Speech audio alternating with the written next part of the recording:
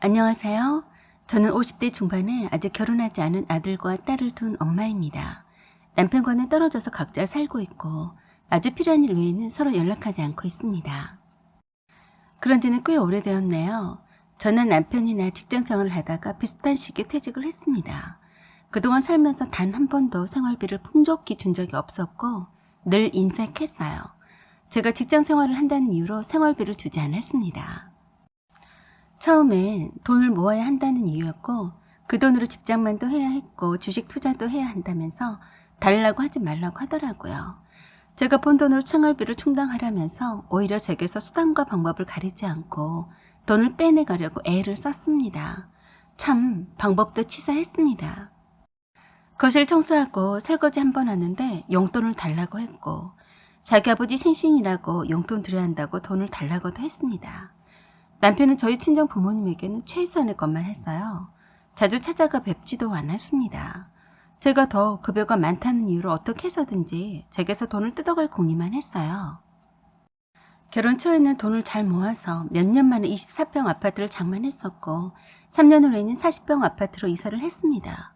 물론 대출을 끼고 한 거라서 대출금 및 비용을 남편이 모아놓은 돈과 얼마간의 저의 돈이 포함되었었죠. 그때도 당연히 당신 세금상으로도 유리한 공동명의로 할 줄 알았는데 단독명의로 제 의사와 상관없이 해버리더군요. 집장만을 해놓은 후로도 이런저런 이유로 생활비를 내놓지 않았습니다. 제 급여는 사실 그리 생활하기는 충분하지는 않은 편이라서 늘 쪼달리며 아끼면서 힘들게 살았습니다. 애들 교육비며 식비와 그 외 경조사비까지 모두 제가 다 책임질 수밖에 없었어요. 맨날 돈이 없다고 노래를 불렀거든요. 그리고 배째든 말든 알아서 하란 식이었습니다. 없는 돈을 어떻게 주냐고 늘 그랬어요. 그래서 투명하게 통장과 급여 이체 내역을 확인하자고 해도 절대 금기시하며 보여주지 않았습니다. 자기 돈을 왜 저한테 보여줘야 하냐고 나를 세웠어요. 그 때문에 많이도 싸워서 애들한테도 트라우마가 일 정도였습니다. 무조건 저의 희생을 딛고 돈을 모으려고 했었죠.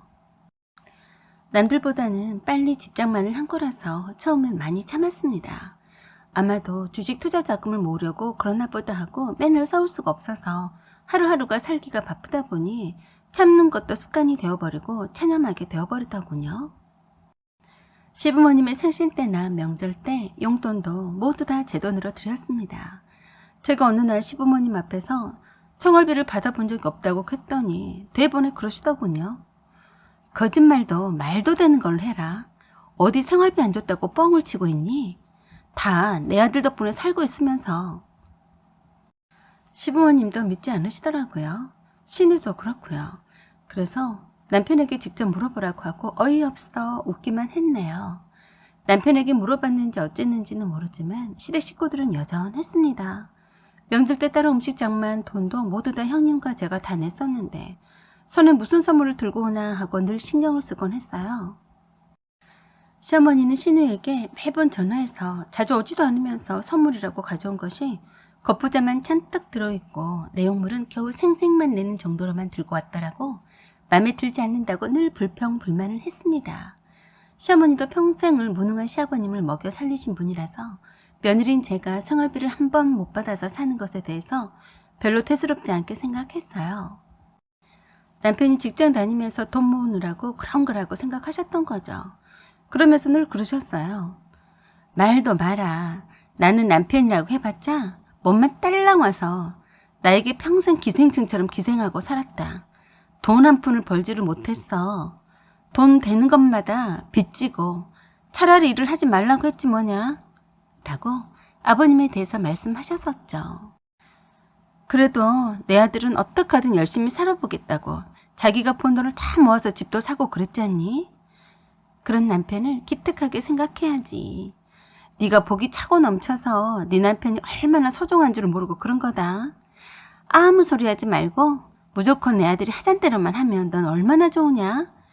나도 그런 세상을 살아봤으면 소원도 없겠구만. 시부모님은 저의 무조건적인 희생은 당연한 거라고 생각하셨고 오히려 가진부림하는 것으로 치부했습니다. 제가 편에 빠져서 하는 소리라고 한 거였죠. 그래서 저에게 늘 대놓고 말씀은 하지 않으셨지만 명절 때 들고 오는 선물에 신경을 많이 썼습니다. 아들 덕에 잘 사는 며느리에게 용돈이나 거나 선물을 받고 싶어 하셨죠. 남편은 애들 학원비도 부족해서 좀 달라고 했어도 준 적이 없었어요. 학원비 없으면 보내지 말라고만 했었죠. 그러면서도 자동차는 늘 새 차였습니다. 저는 하루 생활 동선이 길어서 자차가 꼭 필요했는데도 중고차도 사주지 않았어요. 제 급여로는 생활비도 빠듯했던 터라 엄두도 못 냈었는데 자기 차는 잘도 사더라고요. 자기 몸에 돈 쓰는 것은 아까워하지 않았습니다. 그렇지만 우리 형편에 자동차 2대는 사치라고 하면서도 출퇴근용인 자기 차는 폼나게 사서 잘 몰고 다녔습니다. 그리고 개인용 물품인 카메라나 노트북은 최상 품질 아주 비싼 것을 마음껏 사더군요. 그때까지도 제 직장 동료들 중에 차가 없는 사람은 저밖에 없었습니다. 아이들이 고등학교 가게 되자 눈코 뜰 새 없이 바빴어요. 두 애들의 학원이며 야간 자율학습이 끝나면 데리러 가야 했으니까요. 남편은 늘 자기 일이 우선이라서 자기 자식에 관한 일이라도 제가 일일이 부탁해야 했습니다. 그것 때문에 또 싸우는 일이 많아지게 되고 애들한테도 좋지 않은 영향이 가게 되어서 마이너스 통장에서 돈을 빼서 중고차를 사버렸죠. 그때도 중고차를 자기 허락도 받지 않고 샀다고 난리를 쳤습니다. 시부모님과 시누에게도 흉을 봤었는지 대놓고 저에게 싫은 소리를 했어요. 특히나 시아버님은 그러시더라고요. 남들은 직장 다니면서도 애들만 다 잘 키우고 잘 살더만 유난도 떤다. 남편이 자기가 번 돈으로 주저없이 새 차 뽑고 최신 노트북과 카메라를 사도 당연했고 며느리가 며느리 돈으로 중고차를 산 거는 용납이 안 된다는 말씀이더라고요. 그 이후로 너무 섭섭해서 시댁 출입을 하지 않았습니다. 그리고 애들이 고등학교를 마친 후에는 헤어지겠노라고 다짐을 했었죠.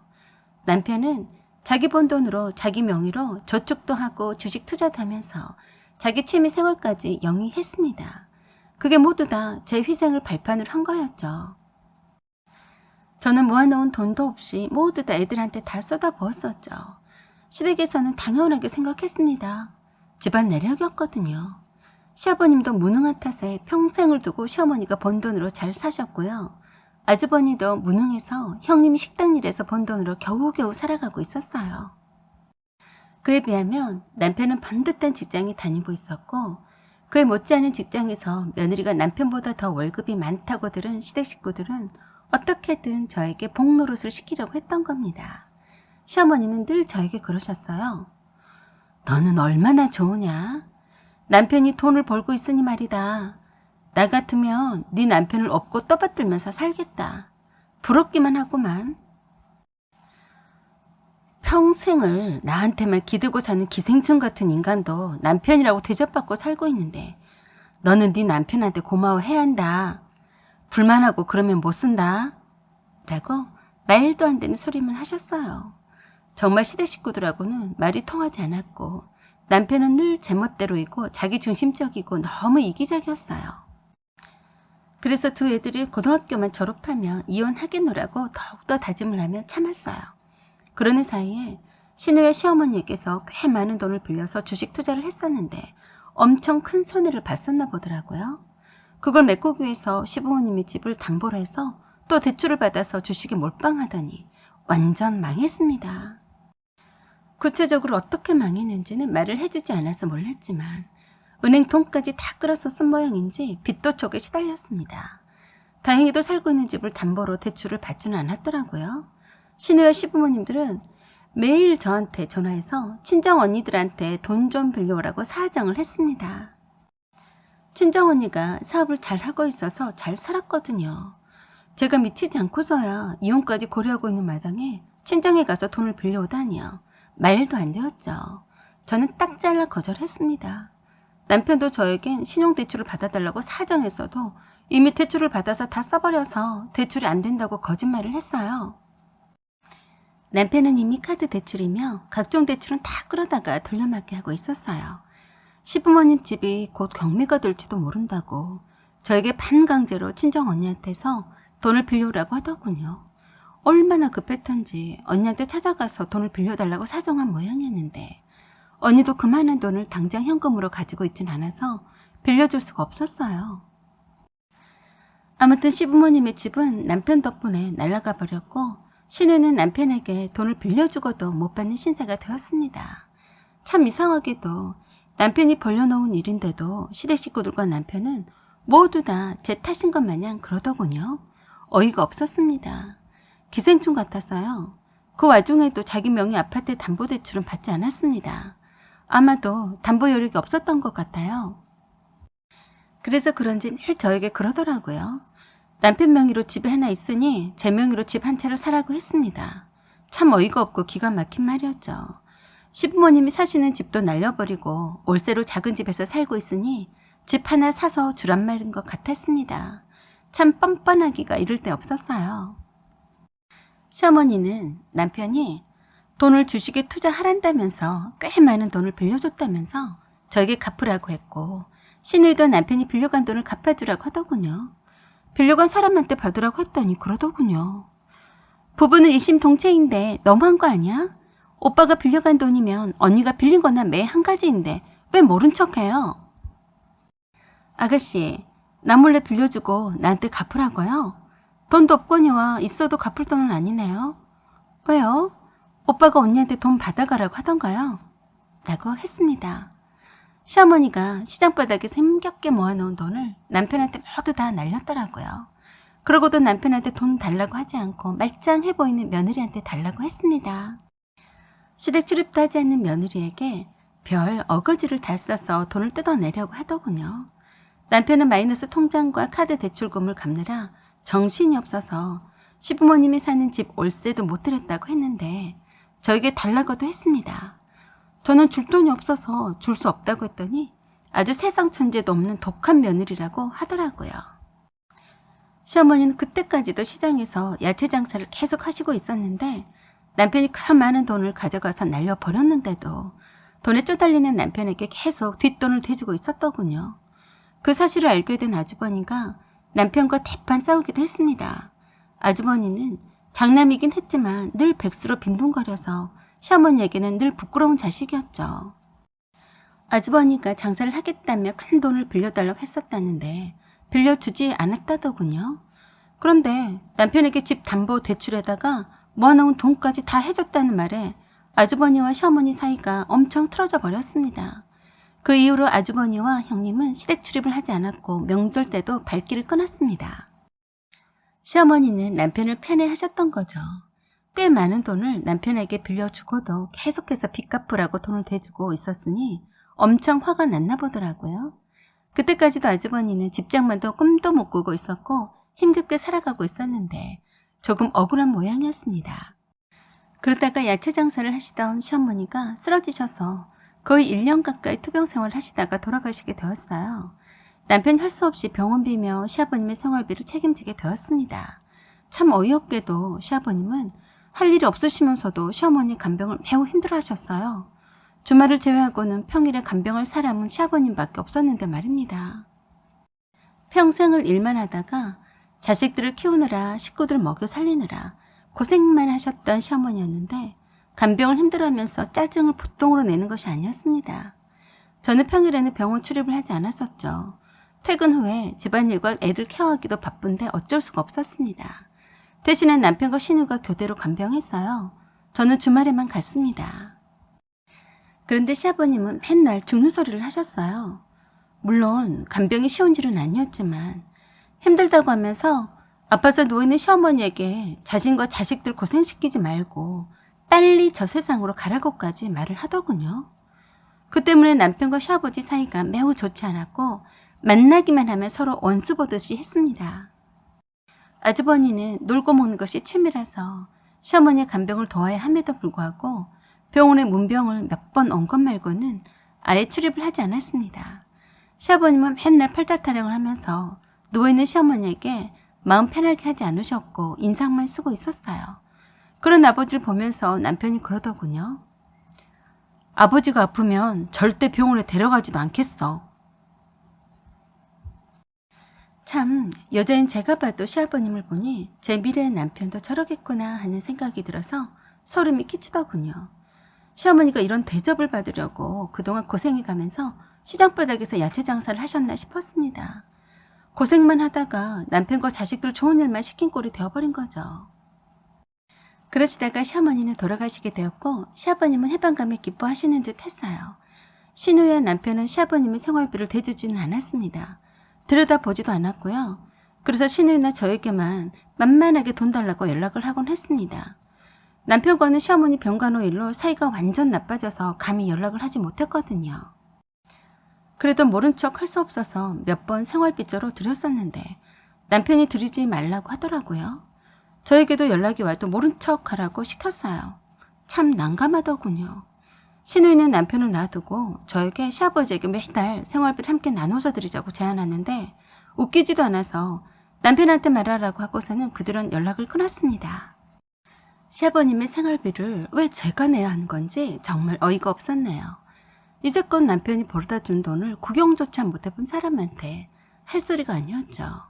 어찌 됐든 간에 저는 더 이상 시아버님에 대해서는 무신경으로 대했습니다.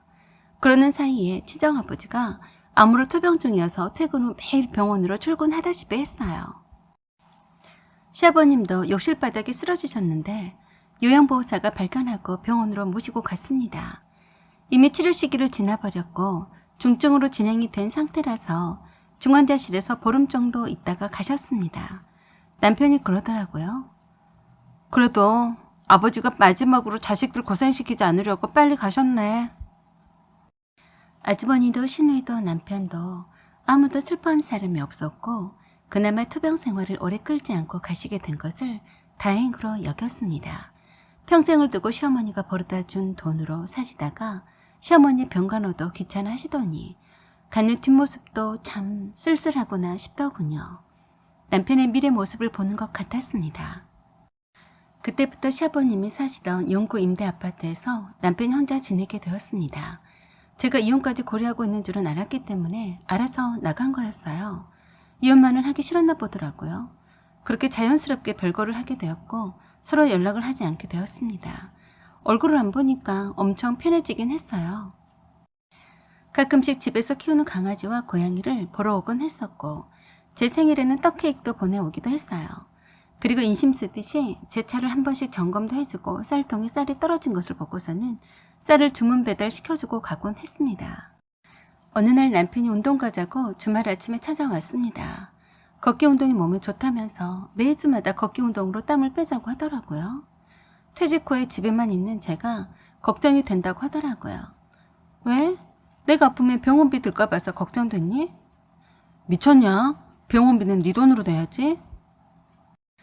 말도 참 징글맞게 이쁘게 하는 법이 없었어요. 보고 배운 곳이 그러니 고칠 수가 없는 병과도 같다고 생각했습니다. 그래서 제가 그랬어요. 아버님이 어떻게 돌아가셨는지를 잘 생각해봐. 너도 그렇게 될 거니까. 각오하고는 있겠지? 라고 했더니 남편은 뜨끔한 눈치였어요. 그런 남편에게 요새 유튜브에서 유명한 신사임당의 얘기를 해주었습니다. 유재석이 나온 TV 프로그램이 유퀴즈 언더블럭에 출연한 신사임당이 했던 말을 들려주었습니다. 돈 되는 것은 다 한다면서 쇼핑몰, 주식 투자, 부동산 임대사업 등을 하면서 하루 24시간이 모자랄 정도로 열심히 산다고 하더라. 라고 했더니 남편의 말이 걸작이었습니다. 그렇게 돈 많이 벌어서 어디다 쓰려고? 다 죽도록 일만 하다가 가족들만 좋은 일 하는 거라고 거침없이 어이가 없다는 듯이 말을 했습니다. 그러면서 그러더라고요. 도대체 신사임당은 그 많은 돈을 벌어서 무엇이 좋았냐고요. 그래서 대답해줬죠. 적은 월급으로는 임신한 아내와 생활이 어려워서 다투기도 했었는데 지금은 돈 때문에 싸우는 일이 없다고 했어.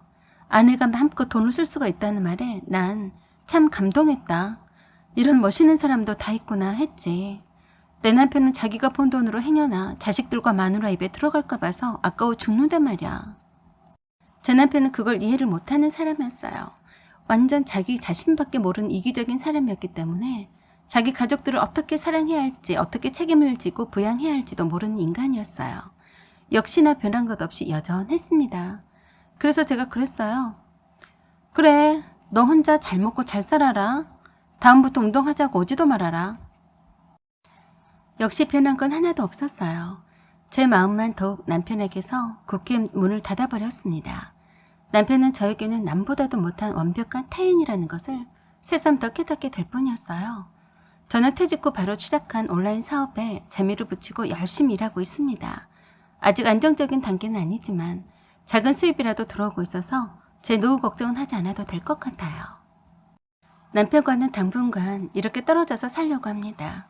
혹시라도 함께 살자고 한다면 당장 이혼을 하자고 할 거네요.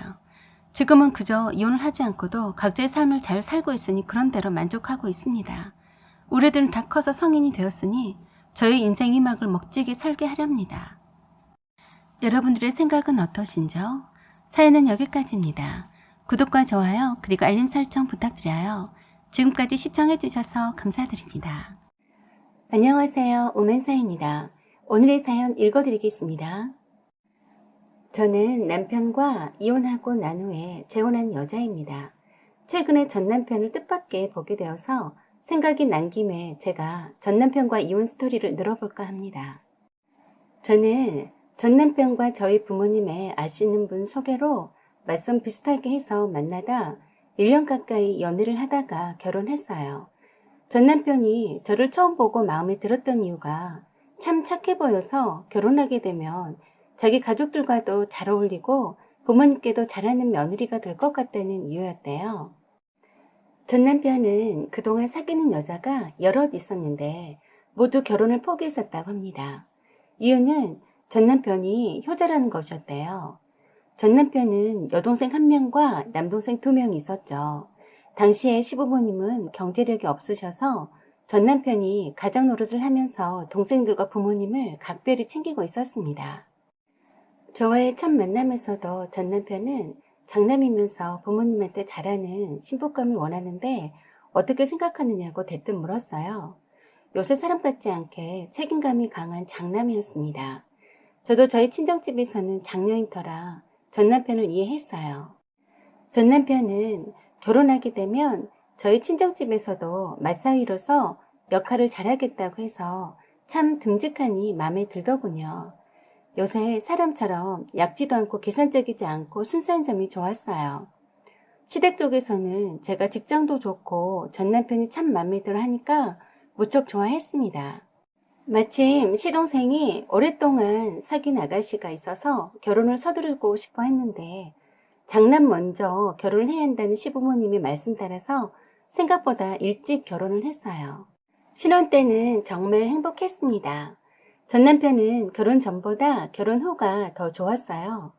전 남편은 전문직 종사이어서 수입도 적진 않았습니다. 그래서 친정 부모님 용돈부터 아직 대학생인 남동생의 용돈도 잘 챙겨주곤 했었죠. 저도 물론 시댁 식구들한테도 아주 잘했고요. 그리고 결혼 후 석 달이 지났을 무렵 도련님이 속도 위반으로 결혼할 아가씨가 임신을 하게 되자 급히 서둘러서 결혼을 하게 되었습니다. 이때부터 문제가 시작되었어요. 이상하게도 시부모님은 서열을 중시하셨어요. 무엇이든지 장남이 우선이셨죠. 당연히 장남인 전 남편이 아기를 먼저 낳아야 한다고 생각하신 분이셨어요. 그래서 도련님이 속도 위반해서 아이를 먼저 낳으신 걸 뭐라 하진 않으셨지만 대신에 저희의 임신 소식을 기다리셨습니다. 그때부터 뵐 때마다 아기 소식을 물으셨어요. 아이는 빨리 낳아서 키우는 것이 좋다시며 한약도 지어주시고 매일 먹었는지 체크까지 하셨습니다. 처음엔 제가 건강에 특별히 문제가 없으니 언젠가는 임신하게 되겠거니 했어요. 그래서 사실은 시어머니께서 보내주신 한약도 잘 먹고 있다라고만 하고선 너무 먹기가 역겨워서 거의 먹지 않고 지낼 때가 많았어요. 그만큼 불임 걱정은 하지 않았기 때문이었죠. 그런데 동서가 결혼 후 넉 달이 되었을 때 출산을 했습니다. 아들을 낳았어요. 시부모님께서는 첫 손주라서 엄청 기뻐하시더라고요. 전 남편도 동생이 아기를 낳았다면서 자기 자식인 것 마냥 아기가 보고 싶다고 동생네 집에 아기용품 선물 사들고 자주 들락거렸습니다. 그때쯤에 시어머니께서 저를 조용히 부르시더니 혹시 피임하냐고 물으시더라고요. 직장일 때문에 아이를 일부러 늦게 갖는다고들 하는데 혹시 그러는 거 아니냐며 행여 그럴 생각 말하고 다그치셨습니다. 낳기만 하면 아이는 시부모님이 맡아서 키워주시겠다고 하시면서 일단 병원에 함께 가서 문제가 없는지 진단받아 보자고 하셨습니다. 그래서 하루 연차를 써서 시어머니랑 함께 산부인과에 가서 임신하는 데 이상이 없는지 진찰을 받았어요. 시어머니도 들으셨지만 임신하는데 아무런 이상이 없고 지극히 정상이니 혹시 걱정이 되시면 남편분에게 이상이 없는지 확인해 보라고 했어요. 그랬더니 대번에 시어머니께서는 아들한테는 전혀 이상이 없다고 단호하게 말씀하시더라고요. 그래서 고부간의 사이인 줄 눈치챈 의사가 요새는 남성 불임이 많다며 며느님이 이상이 없으니 아드님이 검사를 받아봐야 하는 거라고 했습니다. 그랬더니 시어머님 말씀이 놀라웠어요. 오라들은 다른 여자를 임신시킨 적이 있었어요. 그러니 확실히 아니죠. 했어요. 시어머니도 말해놓고 잠깐 제 눈치를 살피는 것도 같았지만 무슨 당당한 일인 것 마냥 아무렇지도 않게 말씀하시더라고요.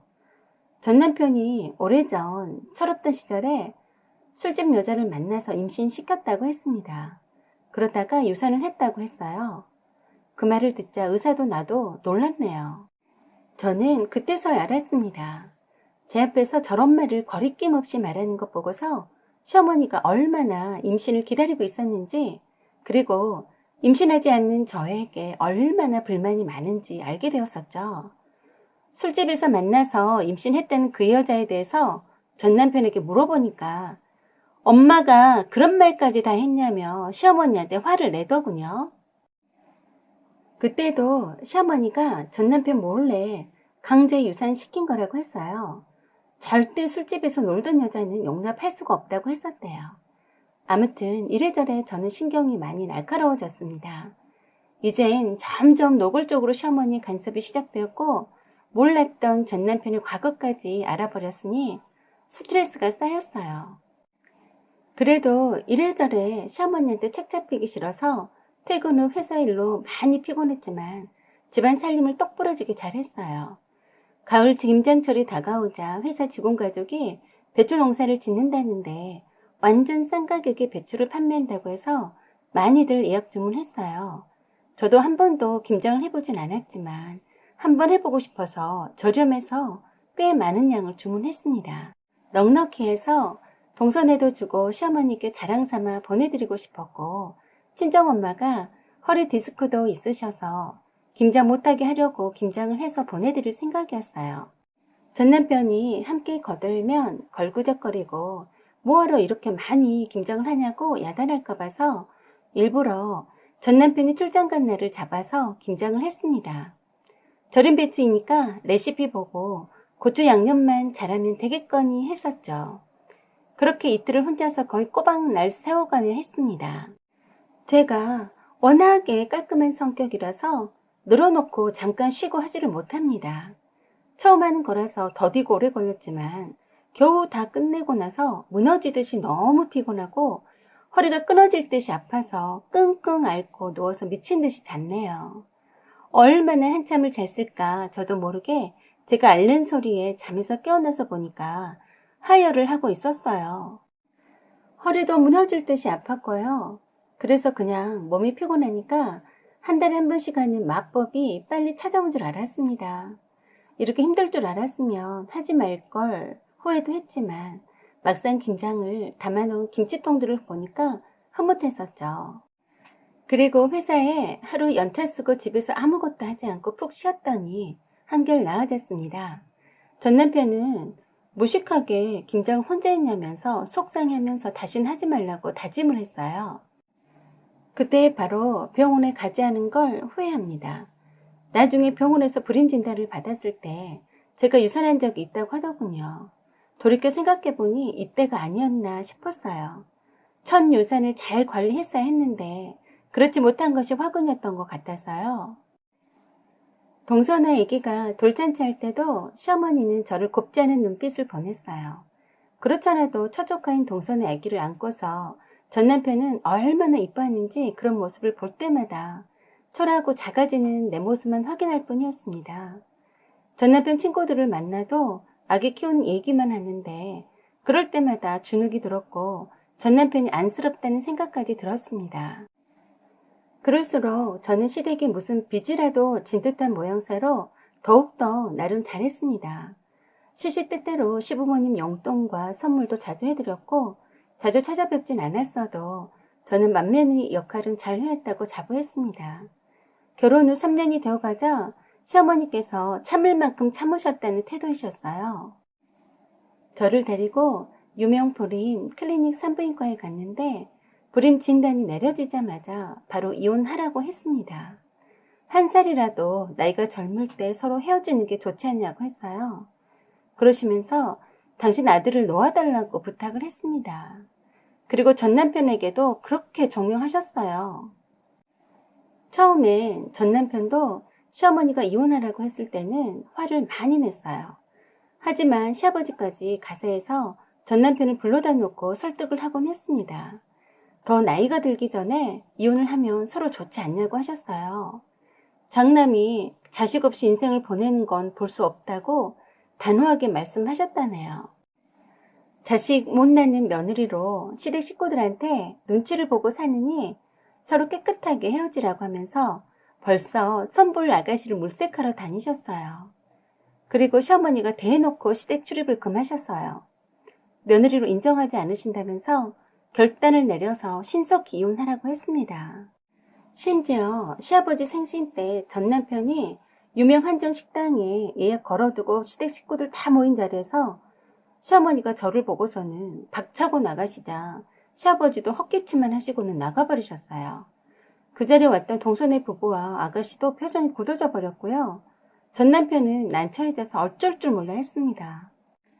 처음엔 서방님과 동서도 아가씨도 저를 위로를 많이 해줬지만 어느 순간 저를 소닥보듯이 불청객 취급했어요. 알아서 눈치껏 사라져주길 바라는 표정들이었죠. 시부모님은 일부러 더욱 강경한 태도를 일관하시는 것 같았어요.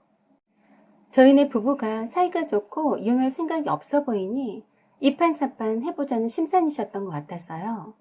어떻게든 이혼시키려고 작정하신 듯 보였습니다. 염치없이 전 남편을 놓아주지 않고 당신 아들 인생 망치는 여자쯤으로 여겼습니다. 그렇게 저는 시댁에서 철저하게 왕따를 당했어요. 명절 때도 문전박대를 당해서 돌아왔고요. 전 남편이 방패막이가 되어주긴 했지만 역부족이었습니다. 계속 저를 감싸고 돌면 부모 자식 간의 인연을 끊는 것도 불사하겠다고 선언하셨어요. 전 남편은 절대로 자기 부모님과 연 끊고 못 사는 사람이에요. 천성이 그렇죠. 그래서 할 수 없이 시댁 출입을 전혀 못하고 몇 년 동안 전 남편 혼자 시댁 출입을 했습니다. 전 남편은 시부모님께 불임 클리닉 센터에 열심히 다니고 있으니 시험관 아기로 낳게 되면 쌍둥이 나올 거라고 그때까지 후회하지 말라고 큰소리 쳤어요. 그렇지만 시험관 아기는 잘 안 되었어요. 저는 스트레스가 극에 달했습니다. 그러자 전 남편은 버려진 아기를 입양해서 키우자고 했어요. 저는 그것도 싫었어요. 전 남편 핏줄 아니다고 얼마나 저한테나 그 아기한테나 비웃을지 뻔하다고 했어요. 그런 와중에 남동생도 결혼했는데 아니 글쎄 결혼한 지 2달 만에 올케가 임신을 했더라고요. 너무 부러웠습니다. 이런저런 남들에겐 평범한 일상이지만 저에게는 그렇지 않았기 때문에 너무 불행했고 힘들었습니다. 남들처럼 임신만 하면 모든 것이 내 인생은 완벽한데 그것 하나 때문에 내 모든 것이 와르르 무너지는 것만 같았습니다. 그러던 어느 날 헛구역질하고 속이 메스꺼리길래 기다리고 기다리다 임신이 아닌가 했어요. 병원에 달려가 봤더니 상상 임신이라네요. 그렇게 결혼 7년이 넘어가자 전 남편과 제가 이혼을 할 생각을 하지 않자 열이 받으셨는지 저희 친정어머니를 불러서 이혼을 시키라고 강요했습니다. 아들 인생 돌려주라고 했다네요. 그동안 속상할까 봐서 시댁 출입도 금지당하고 왕따당하고는 사실을 모르셨는데 시어머니 말을 듣고서 친정어머니께서 엄청 우셨습니다. 그쯤 되자 전 남편이 바람을 피는 것 같았습니다. 나를 놔두고 시어머니가 소개해준 여자를 만나고 있지 않나 의심도 들었어요. 그래서 히스테릭하게 전 남편의 일거수일투족을 간섭했습니다. 당시엔 우울증도 심하게 온 터라서 성질도 괴팍하게 많이 변해가더군요. 전 남편과 매일 다투고 싸우고 울고불고 하는 날이 많아졌어요. 그러자 전 남편이 시댁에 들어가서 며칠씩 집에 안 들어오는 날도 있었는데 그럴 때면 정말 미치는 줄 알았습니다. 그런 전 남편을 보고서 시부모님은 잘됐다고 얼마나 손뼉 치실까 싶었습니다. 그럴 때마다 저는 친정 여동생에게 울며불며 하소연했어요. 그렇게 철석같이 내 옆을 지켜주겠다던 남편이 시댁집으로 들어가서 며칠씩 오지 않아서 엄청 배신감이 들었어요. 그런데 그때 시어머니가 찾아오셔서 당장 이혼하라고 했는데 절대로 이혼 못 해주겠다고 했더니 집에 여자 하나 잘못 들어와서 집안 망하게 한다면서 제 뺨을 때렸습니다. 그리고 친정어머니한테 전화 걸더니 딸 좀 제발 데려가라고 부탁한다고 사정하듯이 말했습니다. 그때 그렇잖아도 시어머니 처사에 화가 나 있었던 친정어머니가 시어머니에게 지금이 어떤 세상인데 아직까지도 아들 가진 갑질 행세를 하느냐고 하면서 대판 싸웠어요. 제 전 남편 와이프 자리 비켜주면 남편 색식감들이 줄을 섰다면서 남편한테 빈대처럼 붙어있는 벌레 취급했습니다. 그리고 시댁에서 남편이 돌아와서 하는 말이 이젠 지긋지긋해서 함께 못 살겠다고 했어요. 매일매일 우는 소리 하며 칭얼대는 소리도 지겹고 자기 엄마 아빠가 이혼하라는 소리도 지겹고 동생들까지도 저를 미친년 취급한다면서 이혼하자고 했습니다. 그리고 아직 이혼도 하지 않았는데 다른 여자를 만나고 있다고 했습니다. 제 귀를 의심했었네요. 결혼 한 번도 안 한 노처녀인데 이혼도 하지 않은 상태에 별거 중인 상태라고 말해줬는데도 괜찮다며 전 남편과 사귀고 싶어 한답니다. 그러면서 그 여자가 참 마음에 든다고 했어요. 무엇보다도 그 여자랑 함께 있으면 마음이 평안하다네요. 그렇지만 저랑 함께 있으면 불임이건 아니건 간에 너무 힘들다면서 이혼하자고 했어요. 이젠 저랑 함께 살고 싶지 않다고 분명히 말하더군요. 저는 그 말을 듣자마자 한 대 얻어맞아서 정신을 잃은 것 같은 느낌이랄까요? 남편이 이렇게까지 나올 줄은 몰랐거든요. 충격받았습니다. 제가 합의 이혼만 해주면 최대한 빨리 그 여자랑 재혼하고 싶단 말까지 했습니다. 세상에 믿을 놈 없다더니 기가 막히더군요. 그리고 모든 재산은 분할하지 않고 주고 떠나겠답니다. 위자료도 충분할 테니 당장 이혼하자고 했어요. 그리고는 짐을 싸기 시작하는데 제가 미치는 줄 알았습니다. 잘못했다고 바짓가랑이를 잡고 사정했다가 악을 쓰고 때를 써보기도 했지만 남편은 꿈쩍도 하지 않고 짐을 싸서 나가버렸습니다. 그리고 전 남편이 한 달이 지나도록 집에 들어오지 않았고 전화도 받지 않았어요. 이런 사정을 알게 된 남동생이 매형인 전 남편을 단판지으려 만났는데 이혼 결심이 굳어있더랍니다. 그리고 벌써 그 여자랑 함께 살려고 집도 알아보고 있는 중이라면서 아무 거리낌도 없이 말해주더랍니다. 그러면서 제발 누나를 설득해달라고 부탁했다네요. 빠른 시일 내에 이혼 절차 밟자고요. 그러면서 남동생이 저희 손을 잡고 매형을 놔두자고 했어요. 엄마도 모두 이혼하는 게 맞다고요.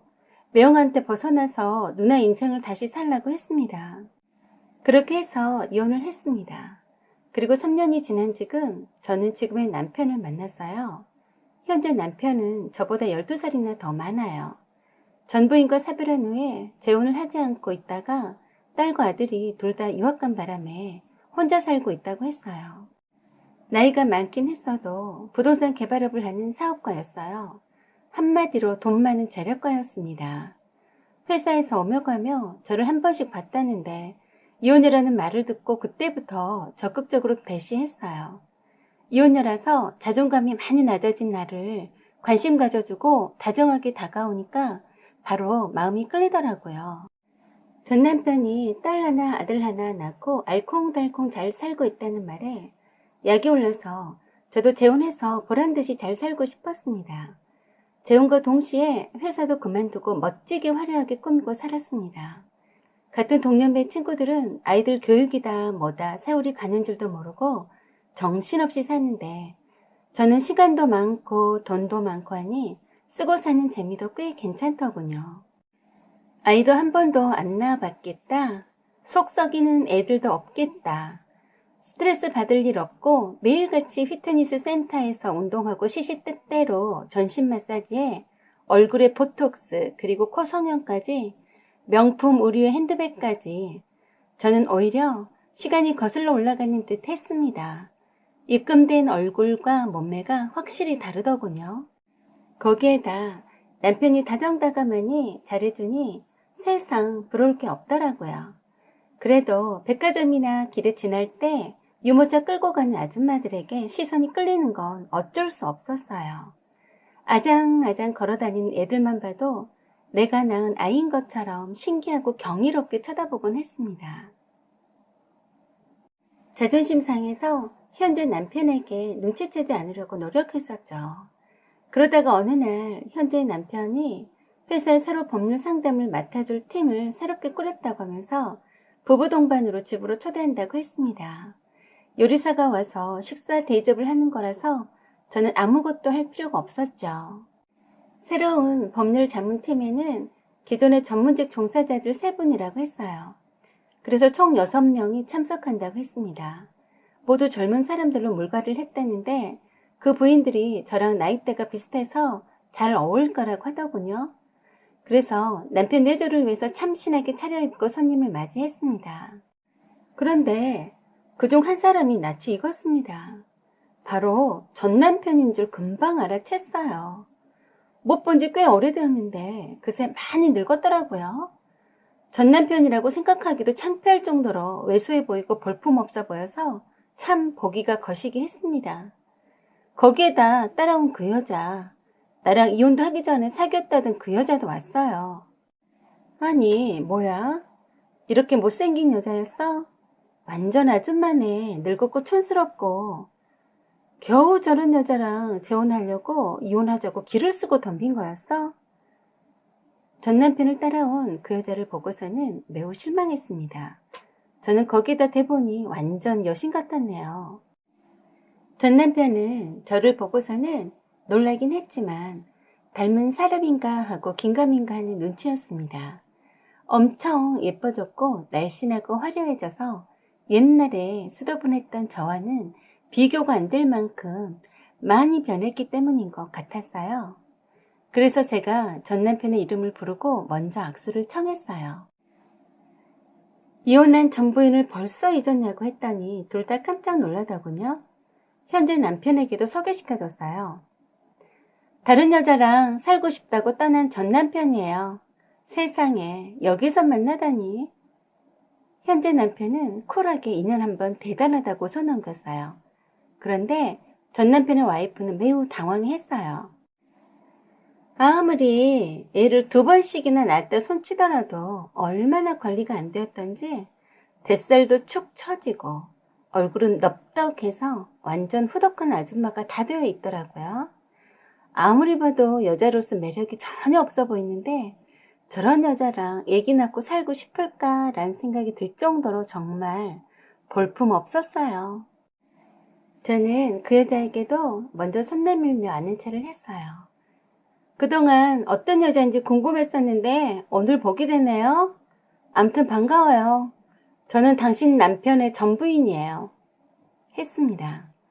아무 말도 못하고 내민 손을 가볍게 터치만 하더라고요. 그때부터 전 남편과 전 남편 와이프는 그 자리가 매우 불편한데 좌불안석이었습니다. 다른 2분 부부들도 눈치만 보고 있었고요. 그래서 현재 남편이 일단 어찌됐건 즐겁게 식사나 하자고 분위기 띄우더군요. 남편의 그 여자는 식사 내내 돌 씹는 표정으로 굳은 표정이지만 억지 웃음 지으려고 노력하는 것 같았어요.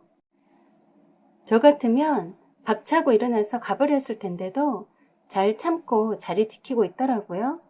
식사하는 내내 전 남편은 저를 한 번도 쳐다보지 못했어요.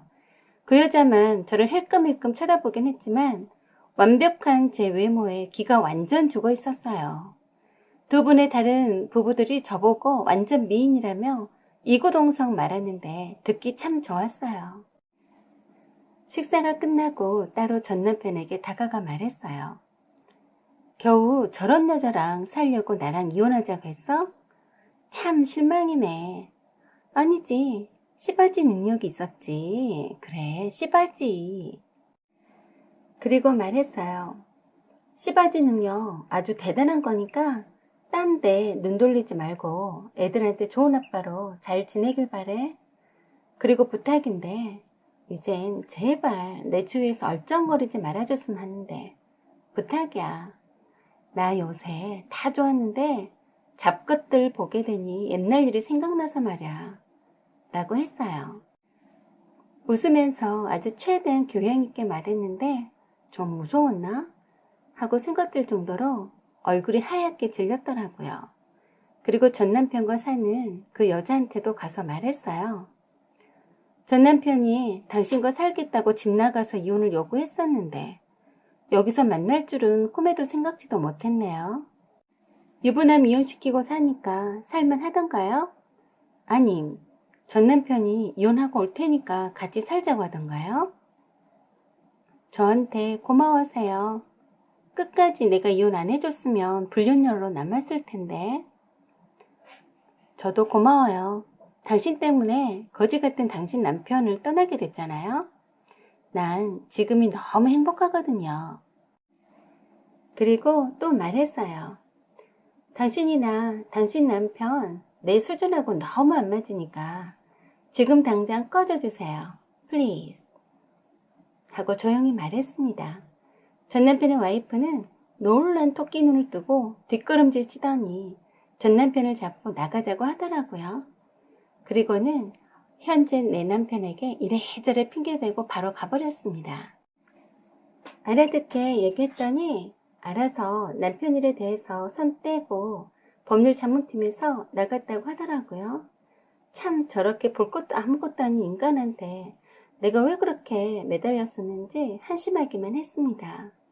저런 인간과 이혼하기를 천만다행이다란 생각을 했어요. 그렇지 않았으면 어떻게 세련된 현재 내 남편을 만날 수 있었을지 생각만 해도 아찔하네요. 운명의 장난이란 게 있을까요? 전 남편과 그 불륜녀를 보니 원하는 대로 자기네들 애기 낳고 끼리끼리 만나서 좋고 난 기다리던 운명인 남편을 만났으니 또 거기에다 볼썽 사나운 전 남편을 보며 옛날의 회한을 털어버렸으니 말입니다. 전 남편아, 소중한 애기들 잘 키워라. 사연은 여기까지입니다. 여러분의 생각과 의견을 댓글로 남겨주세요. 사연 제보 기다립니다. 구독과 좋아요, 알림 설정 부탁드려요. 여기까지 시청해주셔서 감사드립니다. 안녕하세요. 저는 지금 남편 친어머니 추도식을 마치고 돌아와서 여러가지 생각들이 왔다 갔다 하며 마음이 조금 심란하고 우울해서 몇 자 적어봅니다.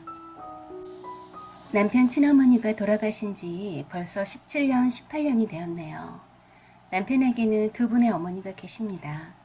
평생 친모로 알고 자랐던 지금의 시어머니와 생모이신 18년 전에 돌아가신 분이 계십니다. 남편의 집안은 조상 태대로 땅을 많이 가진 만석군 집안입니다. 지금도 남편의 고향에 가면 모르는 사람이 없을 정도이고 그 지역에서 가장 큰 부자였다고 합니다. 제가 남편 고향을 언급하면 모두들 알아차릴 테니 말하진 않겠습니다. 당시만 해도 상당한 부자여서 시아버지 시중 드는 몸종과 머슴이 따로 있었다고 합니다. 시아버지는 평생을 물려받은 재산으로 편히 사시고 계시죠. 한 번도 돈을 벌어본 적이 없으시고 재산으로 국회의원 출마를 여러 번 하셨는데 매번 떨어지셨습니다. 당시 시아버지의 어머님인 시할머니께서 딸을 내리 셋을 낳고 기다리고 기다리던 아들이 시아버지였다고 해요. 아들이 하나라고 귀하디 귀하게 시어머니 사랑 속에서 자랐다고 합니다. 그런 아들이 어느 날 첫눈에 반한 아가씨가 지금 남편의 생모였다고 합니다. 당시 시할머니는 시아버지가 하나밖에 없는 귀한 아들이라 오냐오냐 하며 키워서인지 시아버지가 남편 생모와 결혼하고 싶다는 고집을 꺾지 못하셨다고 합니다.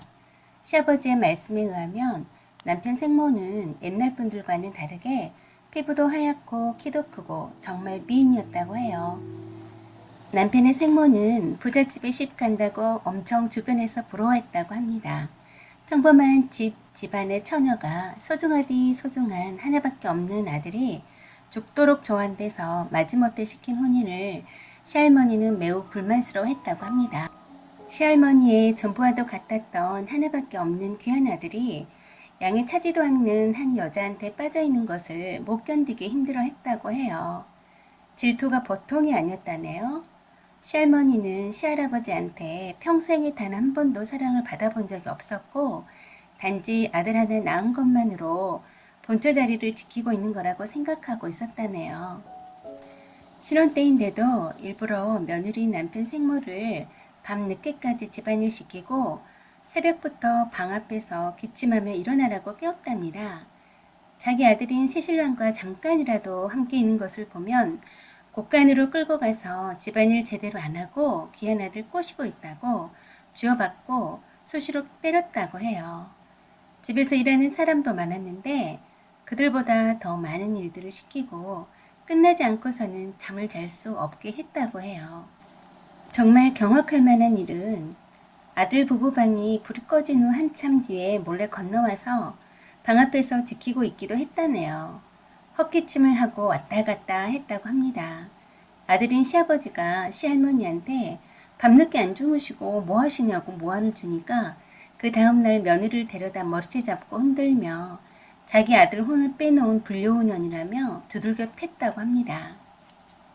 얼마나 지능적으로 며느리를 괴롭히던지 꼼짝없이 당하고 있었답니다.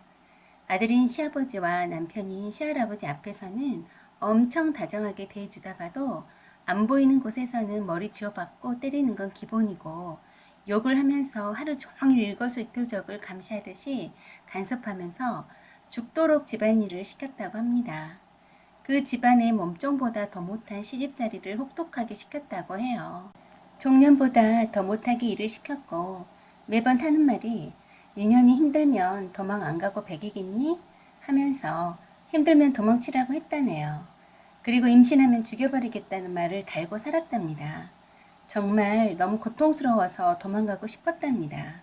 그때마다 시아버지가 남편 생모의 방패막이가 되어주며 시할머니한테도 대들고 싸우는 일도 생겼는데 그럴수록 그 정도가 심해졌다고 해요.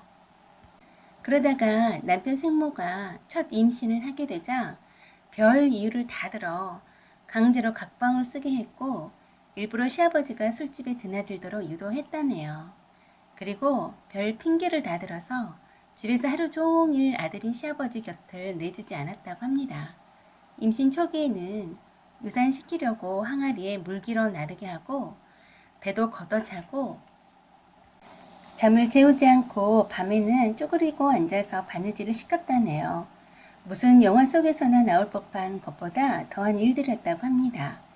그래도 시아버지와 시할아버지는 그 정도로 독하게 시집살이를 시키는 줄은 몰랐었다고 해요. 그만큼 용의주도하게 지능적으로 괴롭혔다고 합니다. 시할머니가 그렇게 둘 사이를 방해해도 첫아이는 유산되지 않고 딸을 순산했다고 합니다. 딸을 낳았는데도 시아버지도 그렇고 특히 시할아버지의 며느리 사랑은 크셨다고 해요. 그렇게 혹독한 괴롭힘을 이겨내고 둘째인 지금의 남편을 낳았을 때는 시할머니의 질투심은 극에 달했다고 했어요. 시할머니는 자기도 남편한테 평생 한 번도 받아보지도 못한 여자로서의 사랑을 받는 며느리를 보면서 더욱 질투심이 활활 타올랐고 무엇보다도 아들을 낳아서인지 시할아버지가 어떠한 집안일도 하지 말라는 엄명을 하셨다고 해요. 귀한 손주 잘 키워야 한다는 명목으로 시어머니인 시할머니가 더 이상 시집살이 못 시키게 했답니다. 시할머니가 아무리 지능적으로 며느리 남편 친모를 시집살이를 시키고 아들네 부부를 이간질 시키려 해도 아들네 부부 사이는 여전히 좋았고 시할아버지도 대놓고 아들 낳은 며느리를 이뻐하셨다고 합니다. 그럴수록 아들인 시아버지와의 사이는 멀어져만 가는 것 같았고 시할아버지의 시할머니에 대한 무관심의 무게는 더욱 크게만 느껴지게 됐다고 하네요. 이 모든 게 다 며느리 탓이라고 생각한 시할머니는 시아버지가 보름 동안 멀리 외출을 나갔을 때 몸종들을 시켜서 집에 있는 머슴과 정분이 났다는 말을 시할아버지 귀에 들어가게 했답니다.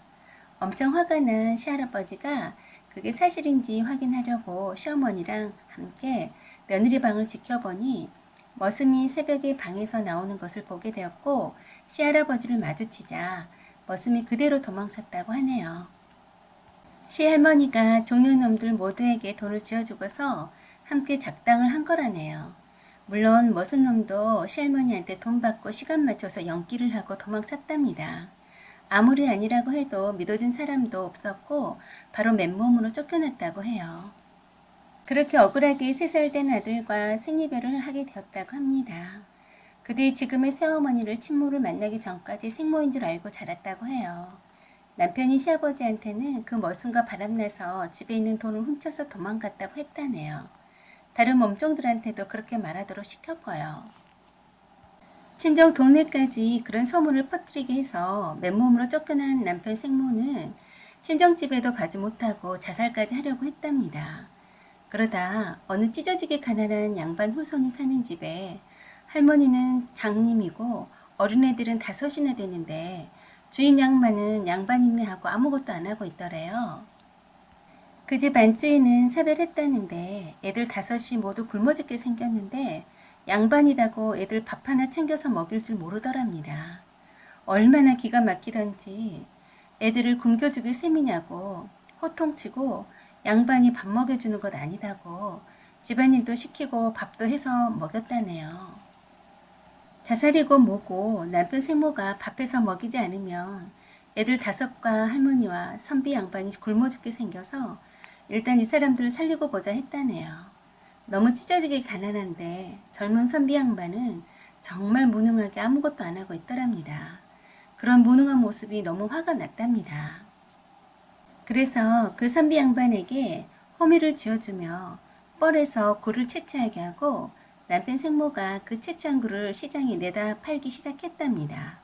그렇게 해서 끼니를 해결하고 농사도 짓게 하면서 어린애들을 굶지 않게 했고 집안일을 도와주었다고 해요. 그러는 사이 시아버지는 바로 지금의 시어머니와 다시 혼인하셨고 지금의 시어머니도 똑같이 끔찍한 시집살이를 당하셨다고 합니다. 그래서 나중에 남편 생모가 시할머니가 돌아가셨다는 소식을 듣고서 시아버지를 찾아왔을 때 바람나서 도망간 걸로 알고 있는 시아버지가 만나주지도 않을 때 지금의 시어머니가 남편 생모 손을 잡고 눈물을 흘렸다고 합니다. 함께 울면서 어떻게 모함을 받았는지부터 쫓겨난 사연을 지금의 시어머니에게 다 얘기했다네요. 지금의 시어머니가 자신도 똑같은 일을 당해노라며 틀림없이 모함 받았을 거라고 해서 나중에 시아버지의 마음을 많이 움직일 수 있었다고 해요. 그렇지만 당시 시아버지는 바람이 나서 집 나간 걸로 철석같이 믿고 있었기 때문에 남편 생모를 만나주지도 않았다고 해요. 다만 5살 딸과 3살 아들을 두고 강제로 쫓겨났던 남편 생모는 지금의 시어머니 도움으로 겨우 얼굴만 볼 수 있었답니다. 지금의 시어머니를 친엄마로 알고 자라고 있었고 지금의 시어머니가 좋은 분이라고 확신이 들어서 더 이상 미련을 두지 않았다고 했어요. 그리고 남편인 시아버지가 아직도 바람나서 집을 나간 걸로 알고 있어서 가슴 아팠지만 지금의 시어머니가 믿어주니 조금의 위로는 되더랍니다.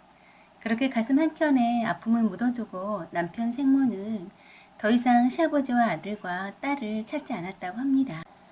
그 후 자연스럽게 5 아이들의 엄마가 되어주었고 가세가 기울던 양반 집안을 굴 장사를 하면서 조금씩 논밭들 사고 도시로 5 애들을 모두 학교 보내고 모두 결혼도 시켰다고 합니다.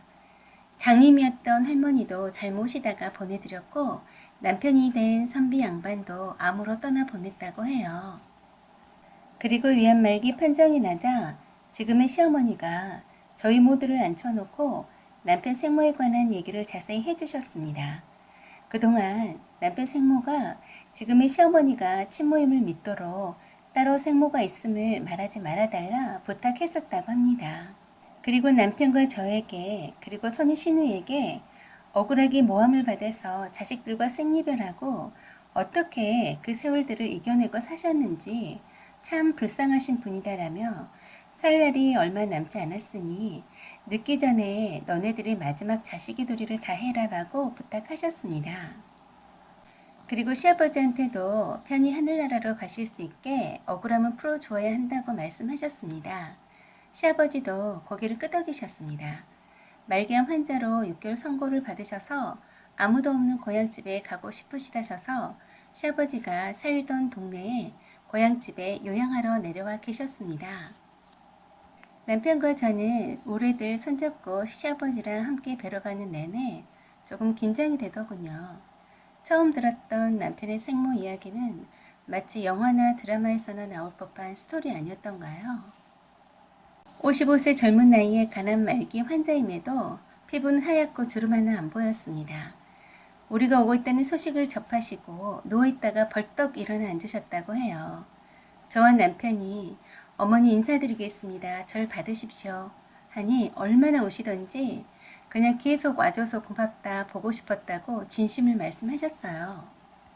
그리고 시아버지께서 잘못했다고 용서해달라고 엎드려 오셨습니다. 남편 생모는 계속 시아버지한테 지나간 일이지만 죽기 전에 꼭 내 입으로 말하고 싶었다시며 나는 절대 바람나서 집 나간 거 아니다 라고 거듭 강조하셨습니다. 그리고 시아버님이 끄덕이시며 아닌 거 안다며 몇 번을 강조해서 말씀하셨어요. 말기 간암 환자라고 믿을 수 없을 만큼 또렷이 말씀하셨고 지금 아니면 하고 싶은 말을 못할 수 있다고 생각하셨는지 우시면서도 가다듬고 그동안 하고 싶었던 속임말을 다 하셨습니다. 그동안 억울해서 가슴에 맺혔던 한이 얼마나 쌓였으면 쩔으실까. 저도 눈물이 하염없이 흐르고 모두들 함께 울었습니다. 저와 시누이 그리고 시아버지는 그 고향집에 남아서 계속 남편 생모의 병간호를 돌아가실 때까지 했고 남편은 직장 때문에 주말에만 내려왔습니다. 남편 생모께서는 너무 행복하고 하고 싶은 말도 다 했으니 죽어도 여한이 없다시며 늘 고맙다고 하셨어요. 그런 후 2달 있다가 모두들 지켜보는 가운데 하늘나라로 가셨습니다. 남편 생모의 유언에 따라 남편 생모 장남의 양해를 얻어서 함께 상주석에 자리했고 시아버지 성산에 모셨습니다. 그리고 남편 생모 제사는 저희가 직접 지내드리기로 했어요. 2달 동안 돌아가실 때까지 며느리 노릇 할 수 있어서 참 다행이었고 행복한 모습으로 떠나 보내드릴 수 있어서 다행이었습니다. 사연은 여기까지입니다. 구독 꼭 눌러주세요. 시청해주셔서 감사합니다. 사연 제보는 소중히 받아 읽어드리겠습니다. 감사합니다. 저는 32살 비교적 안정적인 회사에 다니는 예비 신부입니다. 예비 신랑인 약혼남도 같은 회사에서 법무팀에서 근무하는 변호사입니다.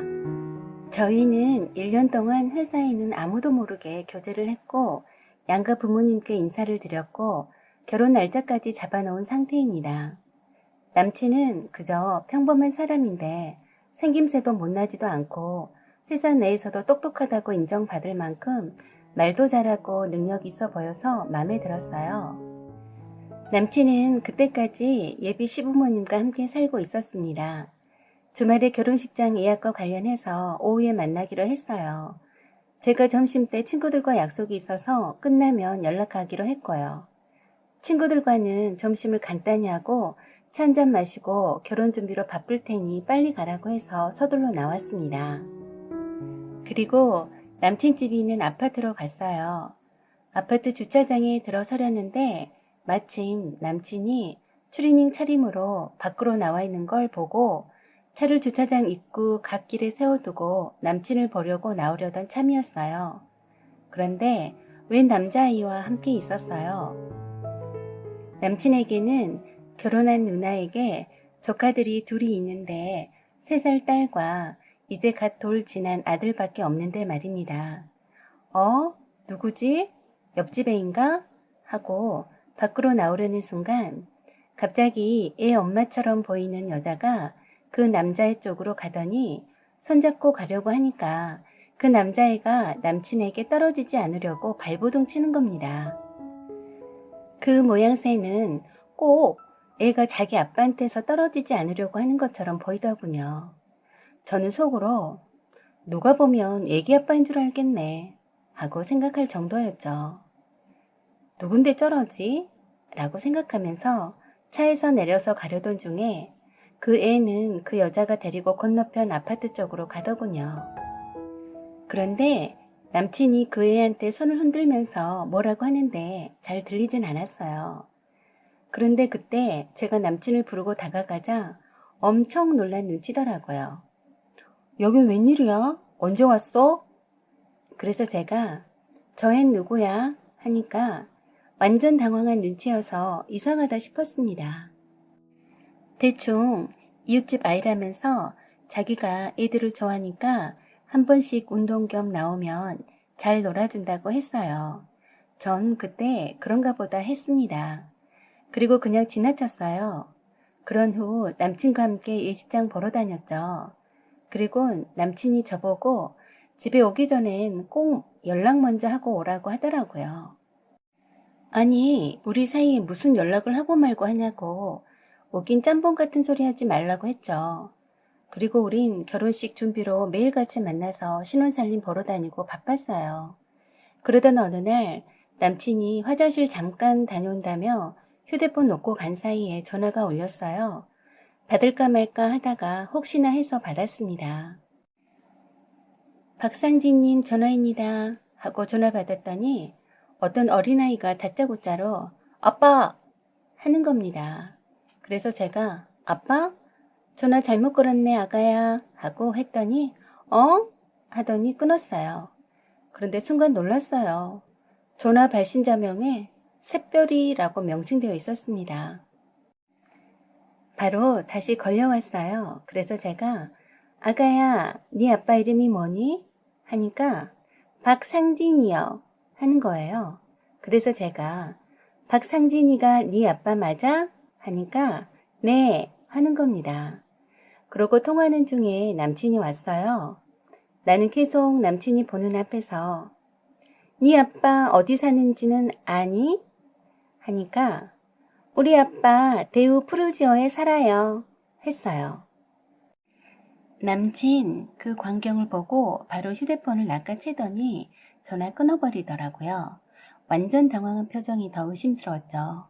전 바로 숨겨놓은 아들이 있었어? 하니까 아니라고 극구 부인하면서 그냥 친구 아들인데 아빠처럼 생각한다고 말하는데 딱 봐도 거짓말처럼 어색하니 바로 알겠더라고요. 갑자기 현기증이 나기 시작했고 캐물었어요. 샛별이라고 할 만큼 각별한 사이인 것 같은데 그 애하고 어떤 관계냐고요? 남친은 그냥 아무 관계 아니다라고 했고 계속 친구가 죽었는데 그때 낳은 아들이 애처로워서 자주 보다가 아빠로 알고 따른다고만 했어요. 샛별이는 태명인데 애칭으로 부르는 거고 이름은 따로 있다고 했어요. 워낙에 자기가 애들을 좋아하다 보니 이뻐하니까 잘 따르고 아빠 없는 아이라서 짠해서 아빠라고 부르는 거 말리지 않아서 계속 아빠라고 부르는 거라고 하더라고요. 그렇지만 남친이 당황해하는 거 하며 부자연스러운 게 뭔가 많이 감추는 것 같아서 하늘이 무너지는 것 같은 기분이 들었어요. 그래서 제가 상진 씨 소설 그만 써. 딱 봐도 거짓말하는 거 티가 나는데 어차피 드러날 거 사실대로 말해봐. 일단 들어보자 했습니다. 그래도 계속 우기더라고요. 그 애와 아무 관계도 아니라고요. 저는 그냥 남친 말을 믿고 싶었어요. 그동안 제가 봐온 남친은 천하에 이상할 짓을 할 사람이 아니다라고 생각했기에 좀 이상하고 의심스러웠지만 죽은 친구 아들이 아빠 친구를 아빠라고 생각했나 하고 생각했었어요. 하지만 확신이 필요했습니다. 남친이 거짓말이 아니다란 확신이 필요했어요. 뭔지 모르지만 분명 당황한 표정이 뭔가 숨기고 있는 게 뻔했거든요. 아빠라고 따를 정도면 자주 보는 사이인 것 같은데 함께 보러 가자고 했는데 다음에 한가할 때 가자고만 하더라고요. 남친 휴대폰은 늘 잠금 장치가 되어 있어서 볼 수가 없었어요. 샛별이 전화번호 가르쳐달라고 해도 가르쳐주지 않았어요. 애한테 전화해서 무슨 주접떠는 말을 하려고 하냐면서 그냥 자기를 믿어주면 안 되냐고 되려 화를 냈어요. 그래서 그것 때문에 한바탕 싸웠네요. 나보다 그 애를 더 생각하는 것 보니 뭔가 있긴 있나 보다 생각했습니다. 제가 결혼을 앞두고 예민한 걸까? 라고도 생각해봤지만 그냥 촉이 이상했어요. 결혼을 앞두고 있는 처지에 가족들이나 친구들에게 이런 말을 꺼내서 걱정 끼치게 하고 싶지 않아서 혼자 끙끙 앓았네요. 저는 전화도 할 정도로 친하고 자주 보는 사이라면서 함께 보자고 하는데도 굳이 마다하는 것이 좀 미심쩍었어요. 오히려 자기를 의심해서 기분 나쁘네 어쩌네 하고 이상한 쪽으로 몰고 가더군요. 제가 남친을 말로는 못 당하는 터라 더 답답하긴 했지만 살살거리는 남친 때문에 그래, 설마하니 내 남친이 그럴 사람은 아니겠지 하며 생각하게 되었습니다. 그런 후 결혼식장도 예약하게 되었고 신혼집도 계약했고 신혼집에 이사할 날만 기다리던 어느 날이었어요. 회사 퇴근 즈음에 한 여자에게서 전화가 왔어요. 박상진 씨에 관해서 긴히 할 얘기가 있다면서 조용히 만나자고 했습니다. 아무에게도 말하지 말고 만나자고 했어요. 저는 너무 황당해서 누구신데 그러냐고 하니까 박상진 씨한테는 아들이 있다라고 하면서 그 아들 엄마라고 했습니다. 그 말을 들은 순간 머리를 한 대 얻어맞는 기분이었어요. 제가 무슨 근거로 그런 말을 하냐고 하니까 지금 바로 오시면 알게 해주겠다면서 주소를 보내줬습니다. 결혼 청첩장을 봤다면서 결혼식 하기 전에 알아야 할 것 같아서 연락한 거라며 오면 다 얘기해주겠다고 했어요. 주소를 보니 남친이 사는 집 바로 옆에 있는 소형 아파트였어요. 기분이 참 묘하고 심장이 떨리더군요. 혼자 가기가 두려워서 동생을 불러서 함께 갔습니다. 그런데 기다리고 있던 여자는 본 적이 있었네요. 남친 아파트 주차장 입구에서 남친과 놀던 남자애를 데리고 가던 그 여자였어요. 그리고 잠들어 있는 남자아이도 그 애가 맞았고요. 전 할 말을 잃었습니다. 동생이 제 대신 많이 물어주었어요. 아이 돌사진 때 찍은 남친과 함께 찍은 사진과 아이와 함께 아빠처럼 찍은 사진들과 액자 있는 사진들까지 전부 보여주더군요. 그리고 최근에 찍은 아이와 다정하게 찍은 사진도 보여주었어요. 우연히 박상진 씨를 만나서 아이를 갖게 되었는데 박상진 씨 부모님이 결혼을 반대해서 혼자 모르게 아이를 낳았는데 나중에 박상진 씨가 알고서 계속 자기 모자를 돌봐주고 있다고 하면서 박상진 씨 부모님도 아이를 보더니 우리 관계를 모른 척 해주신다고 했어요. 박상진 씨는 자신은 몰라도 아이를 절대 버릴 사람이 아니라고 했고 박상진 씨 부모님 반대로 혼자 낳았기 때문에 자기 호적에 올라와 있지만 이젠 아이가 곧 학교도 가야 하고 정상적인 가정에서 키우고 싶어서 아빠 호적에 올릴 거라고 했어요. 모르고 있는 것 같아서 알려준 것이라고 했습니다. 아이 이름은 김준영이고 남친을 지칭해서 계속 준영이 아빠라고 하더군요. 그때 마침 남친에게서 어디냐고 전화와서 여기 준영이네 집이야. 준영이 아빠 지금 이쪽으로 와줄래? 했더니 엄청 놀랐는지 한참 말을 못하다가 거기 어떻게 갔어? 하더라고요. 준영이 엄마가 불러서 왔어. 빨리 와줘야겠어. 이 XX야. 나도 모르게 쌍욕이 튀어나왔어요. 그때 준영이 엄마란 여자가 그러더군요. 여기 아이가 있으니 나가서 싸우세요. 저는 할 말 다 했으니 가주세요. 하는 겁니다. 제가 저도 모르게 열받아서 야, 이 미친 엑스야. 네가 불러놓고 빠지겠다고? 네가 불질러 놨으니까 네가 꺼야 할 거 아니야. 하고 저도 모르게 소리쳤습니다. 저도 얼마나 열이 받았는지 폭발했네요. 지금 이 상황에 네 애새끼만 걱정하니? 네가 불렀으니까 그 잘난 애합이 말 좀 들어보자. 이 미친 XX.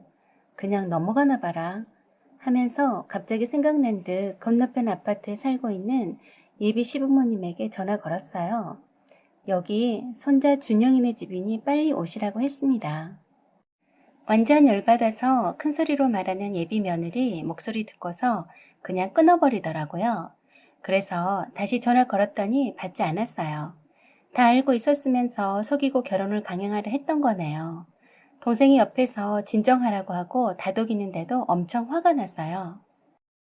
결혼식 준비는 거의 다 되었고 청첩장도 대부분 돌렸는데 설마 설마 했는데 이런 일이 벌어지다니 믿기지 않고 화가 났습니다. 준영이 엄마란 여자는 자기 할 말은 다 했으니 나가달라고 했지만 전 그럴 수 없다고 하고 삼자 대면을 하고 확실히 하자고 했죠. 바로 남친이 달려왔더군요. 저는 보자마자 남친 머리를 연거푸 세게 쳤습니다. 동생이 저를 말리고 일단 앉아서 형부 말 좀 들어보자고 했어요. 그리고 지금 하는 말은 모두 다 녹음할 테니 거짓으로 하려거든 각오하라고 했죠.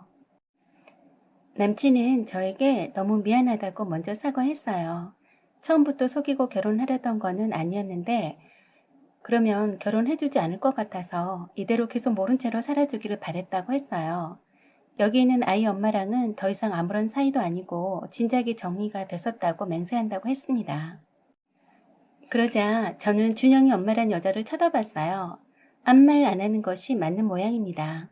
그리고는 준영이 엄마는 노래방 도우미로 처음 만났고 술에 취해서 실수했는데 그 뒤로 몇 번 계속 만나다 덜컥 임신을 했다고 했어요.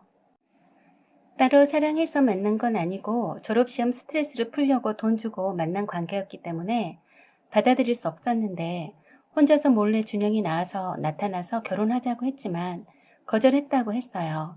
그러자 이제는 저희 부모님께로 아기 데리고 나타나서 책임지라고 하니까 유전자 검사까지 확인해보니 내 친자가 맞아서 그냥 지나칠 수 없었고 남친 부모님이 생활비를 대주고 계신 거라고요. 그때부터 내 자식이라고 생각하니 남일같이 느껴지진 않았고 얘한테 애착이 가더라네요. 따라서 준영이 엄마하고는 결코 아무 감정도 없지만 아이한테만큼은 좋은 아빠가 돼주고 싶은 게 사실이라서 아이를 데리고 직접 키우려고 했지만 준영이 엄마가 결사적으로 반대하니 할 수 없이 지금까지 이런 상태로 지내게 되었다고 했어요. 저는 준영이 엄마를 보고 남친의 이 모든 말이 맞냐고 물었어요. 그랬더니 아니라고 하면서 준영이 아빠는 자기를 돈 주며 만난 관계가 아니고 진심 자기를 좋아해서 만난 거라네요. 만날 때도 그렇게 말했었고 단지 쪼들려 사니까 놀이방 도움이 나갈까봐 생활비조로 푼돈 정도 주어준 것뿐이라고요. 그리고 준영이 엄마는 진심 사랑해서 만났고 그래서 아이를 몰래 낳아서 키울 생각까지 했었는데 돈 없이 막상 키우자니 막막해서 찾아간 거였다고 했어요. 저는 정말 둘 다 내 앞에서 꼴깍 떨고 있는 것들을 보니 열불이 나더군요. 남친은 이렇게 된 이상 소송을 해서라도 준혁이 양육권 가져오고 호적에도 올리고 직접 키우겠다고 하니까 그 여자가 길길이 날뛰면서 절대 그렇게 못하게 할 거라고 소리쳤어요. 저는 세상에 살다 별 미친 것들 다 보내 하고 소리 질렀어요. 1년 동안이나 날 만나면서 날 속이고 결혼까지 할 생각을 했니? 결혼하고 나면 뭐 어쩔 거냐 식으로 넘어가려고 한 거구만. 그리고 걸리면 그만 아니면 말고 식으로 나 말고 또 딴 여자 속여서 또 그랬겠네? 저는 완전 열받아서 눈에 뵈는 게 없었어요. 저를 속인 예비 시부모님들도 용서가 안 되었습니다. 당장 그 자리에서 예비 시아버지 휴대폰으로 전화를 했더니 받으시길래 이쪽으로 당장 와주십사 하고 나름 정중히 말씀드렸더니 니네들 알아서 해라 하고 끊어버리시네요. 며느리 속여서 아들 장가 보내려고 했으면서 미안하단 말도 안 하고 알아서 해라? 오기가 생겨서 아까 남친이 말한 내용을 동생 핸드폰에 녹음된 내용을 바로 사내 게시판에 올렸습니다. 이런 오라질 놈의 KXX가 순진한 여사원을 속여서 사귀고 청첩장을 돌렸으니 청첩장에 침 한 번 뱉으시고 휴지통에 버려달라고 정중히 올리는 말씀이란 제목이었어요. 갑자기 사내 게시판에 난리 났네요. 이거 실화냐? 장난 아니냐? 저희 부서 직원들 부장님까지 저한테 전화해대고 난리네요. 얼굴 가리는 남친 꼬락서니를 찍어서 제2탄. 5살 애기 아빠이면서 총각 행세한 파렴치한 법무팀의 박상진 씨 고발합니다. 제3탄. 여사회 여러분, 우리가 또 이런 개뼈따기에게 당하고 살아야 합니까? 너무 분합니다. 하고 올렸더니 법무팀에서 전화하고 남친 전화 폭발했네요. 저희 부장님이랑 팀장님이 제발 게시판에 올린 거 내리라고 문자 폭탄 왔네요. 전 모른 척 묵살하고 내가 미쳤니? 내가 열받았는데? 하니까 앞에 있다가 전화 여기저기 받고 있더니 안절부절 못하다가 바로 내 앞에서 무릎 꿇고 비네요. 그래서 제가 너는 됐고 나를 속인 네 부모들 오시라 해서 내 앞에 무릎 꿇고 빌라 하셔라 했습니다. 이쯤 되니 동생도 부모님께 알렸고 오빠랑 한달음에 달려와서 오빠가 내용 들어보고 남친 멱살 잡고 흔들었습니다. 동생이 그런 오빠에게 빌미를 주면 안 된다고 말렸고요. 그때까지도 예비 시부모님은 집이 지척인데도 창피했는지 콧배기도 안 비쳤어요. 남친은 우리 부모님 앞에서 무릎 꿇고 사죄드린다면서 빌고 있었고요. 저희 부모님이 남친 집으로 쫓아간다고 하니까 마지못해 왔어요. 오셔서 점잖게 죄송하다며 사과한다고 말씀하셨어요. 저에게도 할 말이 없다며 미안하다고 하시더군요. 남친은 그 와중에도 게시판에 올린 거 제발 내려달라고 통사정을 하더라고요. 그래서 못 이긴 척하고 게시판에서 내렸어요. 하지만 뭐 이미 포갈대로 다 포가서 소용없는 짓이죠.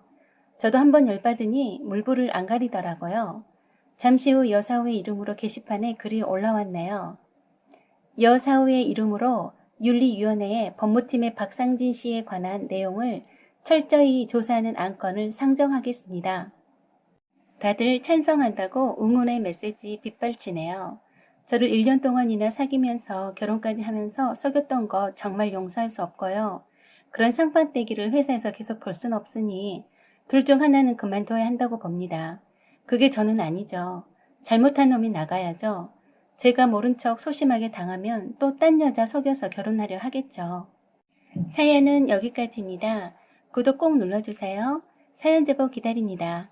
편지 형식이나 하고 싶은 일상 이야기도 좋습니다. 특별한 내용이 아니어도 괜찮습니다. 시청해주셔서 감사드립니다. 좋은 날 되세요. 안녕하세요. 오만사입니다. 오늘의 사연은 내 친구 험담을 하는 아나무인 사자 동서란 내용입니다. 오늘의 사연 시작하겠습니다. 저에게는 손아래 동서가 한 명 있습니다. 저보다는 2살 나이가 더 많아요. 서방님과는 동갑인데 서방님이 중학교 동창이었습니다. 서방님이 회사에서 부동산 개발 업무를 맡기 시작하면서 갑자기 부동산 중개에 관해서 관심을 갖게 되더니 공인중개사 자격증을 따신다고 학원을 밤늦도록 다녔어요. 거기서 만난 지금의 동서와 공부하면서 알콩달콩 사귀다가 결혼까지 하게 되었었네요. 서방님은 직장반이라서 퇴근 후 저녁 시간에만 강의를 들었었고 동서는 종합반인 종일반이었어요. 그러다가 우연히 학원에서 오다 가다 마주쳐서 만나게 된 거라고 했습니다. 서방님은 떨어졌고 동서는 합격했습니다. 서방님은 회사 다니면서 자격증 따는 것에 대해서 그리 절실하지는 않았고 거기에다가 동서와 연애하느라 공부는 뒷전이었겠죠. 그런데 나중에 알게 되었지만 동서는 한 사수 정도 했을까요? 아무튼 회사 그만두고 여러 해 동안 학원 터줏대감 노릇을 했다고 들은 것 같았어요. 그런데 결혼식을 올리기 직전에 사무소를 차리고 일을 바로 하더라고요. 다른 사무소에서 경험도 없이 바로 사무소를 차리길래 생각보다 똑똑한 사람인가 보다 했었네요. 서방님 말에 의하면 당차서 맨땅 헤딩하더라도 잘 해낼 거라고 지켜 세우더라고요. 저희네 부부도 결혼할 사람이라서 사무소 개업식에 가서 축하해 주었었죠. 동서가 저와는 다르게 활달하고 사교적이라서 적성에 맞을 것 같더군요. 그리고 동서네 친정 부모님이 장사를 이것저것 하시면서 자수성가하셨다고 들었습니다. 그래서 동서 사무실도 올세 내지 않고 바로 차려주시고 고대 결혼식까지 일체를 모두 다 친정 부모님이 다 해주셨다고 들었습니다. 저희네는 결혼한 지 3년이나 다 되었어도 아직 내 집장만 꿈도 못 꾸고 있는데 동서는 결혼과 더불어서 바로 집장만 해버렸습니다. 상견례 때부터 아예 동서네 친정어머니가 그러셨대요. 우리 딸은 좁은 집에서는 못 삽니다. 항상 넓은 집에서만 살았기 때문에 답답해서 못 살아요. 라고 했답니다. 그리고는 동서 명의로 집을 해주시겠다고 했다네요. 단 세금 문제가 있으니 서방님 명의로 대출을 받고 그 대출금을 동서네 친정 부모님이 갚아주는 조건이었다고 했습니다. 그래서 저희 시부모님께서는 돈 한 푼 안 들이고 서방님을 장가 보낸 격이라 엄청 좋아하셨었죠. 서방님도 이렇게 서방님의 장인 장모께서 돈이 많으실 줄은 미처 몰랐다고 하더군요. 아무튼 서방님의 동서와의 결혼은 대박이었죠. 모두들 장가 잘 갔다고 했습니다. 서방님은 좋은 대학 나오고 준 대기업에 다니고 있는 평범한 사람인데 말입니다. 그래서 그런지 동서는 항상 자신만만해 했어요. 부모 잘 만나서 돈도 많은 데다가 사자 명함까지 있으니 더욱 그러했습니다. 저는 살짝 동서가 부럽기도 하고 질투도 나기도 하더군요. 하루벌이로 하루 사는 저희와는 비교 자체가 되지 않아 보였거든요. 남편도 좋은 대학에 비교적 남들이 부러워할 만한 직장에 다니고 있었고 저도 좋은 대학 나와서 나름 좋은 직장에 만족하며 잘 다니고 있었어요. 하지만 타고난 금수저에게는 비교 자체가 안 되더군요. 서방님은 결혼 전에는 남편보다 무엇이든지 뒤떨어졌었는데 결혼으로 바로 역전 인생이 된 듯 신분이 수직 상승한 것처럼 보이더라고요. 오해하지 마세요. 그게 배 아프다라는 것은 아닙니다. 그렇다라는 것이지요. 그런데 문제는 동서의 자신감이 지나치다는 것이었어요. 사순하면서 겨우 딴 공인중개사 자격증을 스스로 사자와 동급으로 말하곤 했습니다. 물론 공인중개사 자격증을 우습게 보고 말하는 것은 절대 아닙니다. 공인중개사 자격증 취득하기가 갈수록 어렵다는 것을 익히 들어 알고 있었어요. 공인중개사 자격증은 자랑할 만한 자격증임에는 틀림없다고 생각해요. 그렇지만 스스로 높여서 변호사, 법무사 등의 다른 전문 자격사들과 동급 취급하는 것에는 좀 그렇더군요. 사실은 제 오빠가 법무사이거든요. 동서가 사무실 오픈할 때 서방님이 제 오빠가 법무사라고 말했었는데 대본에 그러더라고요. 한번 뵙고 싶어요. 함께 오시지 그러셨어요. 원래 법무사들이 기업 공인중개사들 오픈하는 곳마다 쫓아다니면서 인사한다고들 하던데 계약건 생기면 등기 소개시켜 드릴게요. 한번 꼭 오시라고 해주세요. 제가 다른 오픈하신 분들 소개시켜 드릴게요. 라고 했습니다. 그래서 옆에서 서방님이 정색을 하며 말했어요. 무슨 소리야. 유명한 법무법인에서 법무사로 계시는데 인사하러 오다니? 라고 했는데 바로 동서가 그러더군요. 무슨 소리긴. 법무사가 명절 때마다 은행을 돌면서 선물 사들고 인사드리러 다닌다는 말 못 들었어? 우린 같은 사자라도 은행원들이 어서 옵쇼 하고 반기지 우리가 인사하러 다니지는 않아. 라고 했습니다. 그러자 서방님이 제 눈치를 보면서 말 같은 소리를 해야지 라고 하자 동서도 그제서야 그러더군요. 오해는 마세요. 그냥 공인중개사도 그만큼 대접받는 전문 직종이란 걸 말하고 싶었던 거예요. 하고 웃고 넘기더군요. 자기 직업군에 관해서 자신감을 갖는 것은 나쁘지 않다고 보지만 제 오빠의 직업군을 가지고 낮추면서 말하는 것은 예의 없어 보이더군요. 그렇듯 동서는 무슨 일에든 자신만만해 했습니다. 경제적으로 든든한 뒷배경이 있는 친정에다 자랑스러운 사자 자격증에다 개인 사무실까지 있고 계약 건수 신경 안 써도 되니 세상에 자기 혼자 잘난 줄 알더라고요. 처음엔 저에게 나이 어린 형님이라 깔끔하게 전대를 써주는 듯 하더니 은근히 서방님에게 하듯이 말을 놓기 시작했습니다. 제가 아직 요리가 서툴러서 시댁에 가면 주방 일을 시어머니께 여쭤가면서 하곤 했어요. 그럴 때마다 한심하다는 듯이 그러더라고요. 결혼한 지가 언젠데 아직까지 이걸 할 줄 몰라 라고 하면서 이렇게 저렇게 하라고 가르치려 들었습니다.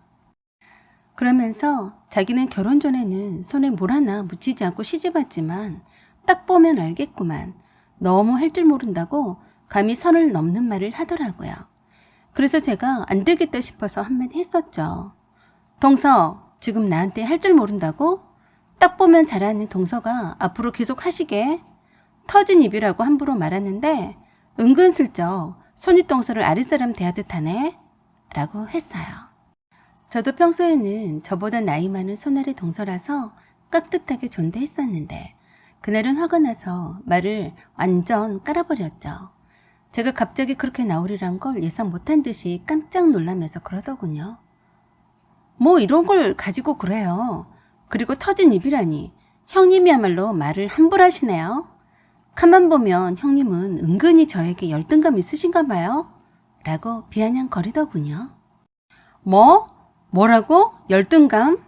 이라고 어처구니 없어서 되물었더니 또 그러더군요.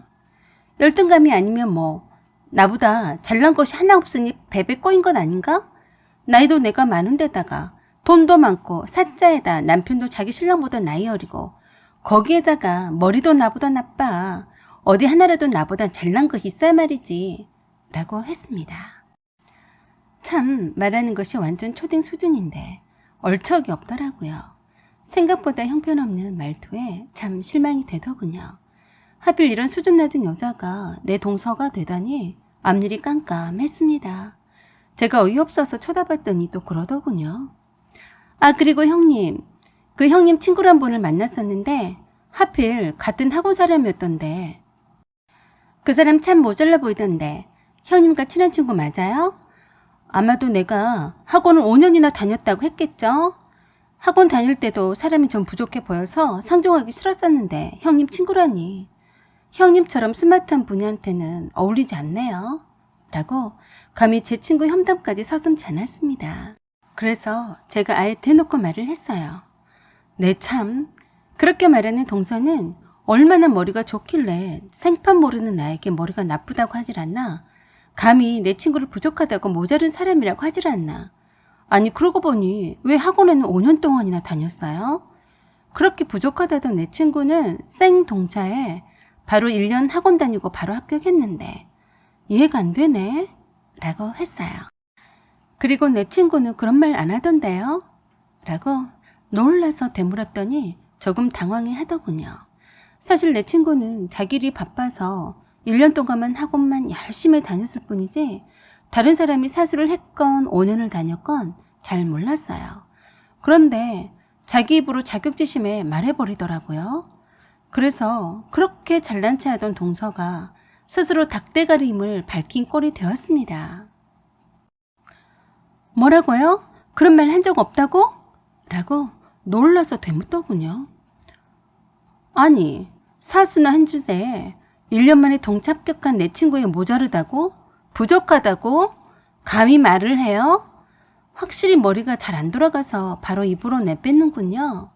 어쩜 좋아. 말을 할 때마다 나 부족한 사람이다 라고 노래를 부르고 있으니 그래서 그렇게 바리바리 싸들고 결혼하셨구만 이라고 했어요. 내가 자격지심 있다고? 동서야말로 머리 나쁜 자격지심 때문에 자꾸 남들을 깔아뭉개고 있는 거 아닌가? 동차 합격한 내 친구는 사짜라고 자랑질 한번 하지도 않더구만. 동서는 무슨 자격지심 때문에 그렇게 사수나 했으면서 자랑질인가요? 정말 웃겨 하고 허허 웃으면서 자리를 비켰습니다. 꿀먹은 벙어리처럼 한참을 머리가 복잡한지 말도 못하고 있더군요. 머리가 나빠서인지 어쩐지 상황 판단이 잘 안 돼서인지 얼굴만 빨개져 있더라고요. 적어도 창피한 줄은 아는 것 같았습니다. 정말 동서야말로 부족하고 못났더군요. 제 친구는 동서가 사무실 오픈하기 전에 동서가 같은 학원을 다녔다는 것을 알고서 동서 사무실에 잠깐 들렸었나 보더라고요. 학원을 다닐 때도 오며 가며 인사 정도 나누고 자판기 커피 한 잔 나누는 정도라서 자세히는 모르는 사이였어요. 그러다가 저희 동서라고 알고 난 뒤로 반가워서 인사자 들렀었는데 감추고 있었던 공인중개사 시험 사소한 사실이 들통났다고 생각했던 모양이었습니다. 제발 저려서 이실직고 한 셈이었죠. 덕분에 저는 크게 웃고 말았습니다. 시어머니도 저희 둘이 토닥거리는 걸 옆에서 엿들으셨나 봅니다. 저를 보시고는 눈 한번 찡긋 해주시면서 잘했다고 하셨어요. 아마 동서는 시댁 식구 모두에게 자신의 완벽한 모습을 연출하고 싶은 욕심이 과했었나 싶었어요. 사소한 사실을 제가 알고 있을 거라고 넘겨짚어서 알게 모르게 혼자서 신경전을 벌이고 있었던 것 같았습니다. 그리고 그렇게 혼수도 잘해오고 집까지 다 장만했지만 여전히 저는 시부모님의 사랑을 받고 있었고 변함이 없었거든요. 그대로도 서로 부딪히지 않으려고 했고 동서도 제가 그때 한번 깔아뭉긴 뒤로는 함부로 하지는 않았지만 여전히 말과 태도가 불쾌했습니다. 아무리 자기보다 나이 어린 형님이라서 불편하긴 해도 서방님은 저에게 형수님 하면서 기본적인 예의는 지켜주는데 시부모님 앞에서만 그러는 척만 할 뿐이었어요. 이상한 경쟁심리를 가지고 있는 듯 했습니다. 저는 무신경하려고 했지만 여전히 아나무인이었어요. 세상에 자기처럼 잘난 사람은 없는 듯이 행세했습니다. 그런데 그건 얼마 가지 못했어요. 무리하게 진행하던 동서의 친정오빠의 주택 분양사업이 망하면서 급히 동서 앞으로 된 아파트와 사무실 상가대출을 해줬었는데 그마저도 제때 갚지 못하게 되자 경매까지 넘어가 버리게 되었습니다. 사람 일은 정말 한치 앞도 모르는 거더군요. 아무리 친정오빠가 힘들더라도 거에게 대출만 해주지 않았어도 괜찮았을 텐데 동서는 세상 일이 마냥 장밋빛일 거라고만 생각했지 자기 인생에 이런 일들이 일어날 거라고는 전혀 생각해보진 않았었나 보더라고요. 동서의 친정 부모님들도 기존 사업체도 모두 다 친정오빠가 다 날려버린 마당에 더 이상 나이도 있으신 데다가 그 화병으로 몸까지 좋지 않으셔서 당장이 동서가 친정 부모님을 모시고 살아야 할 형편이었어요. 무늬만 사자였던 사무실도 경매로 날리자 동서네 부부가 나란히 저희한테 와서 사정했습니다. 경매로 집이 날아갔으니 월세로라도 살 집을 구해야 하는데 보증금이 부족하다고 돈을 빌려달라고 하는데 거절했습니다. 왜냐하면 저희네는 작은 평수 아파트를 분양받았는데 불입해야 할 돈이었거든요. 그때까지도 동서는 곧 죽어도 남들 보기에 번듯한 큰 집에서 월세를 살려고 했습니다.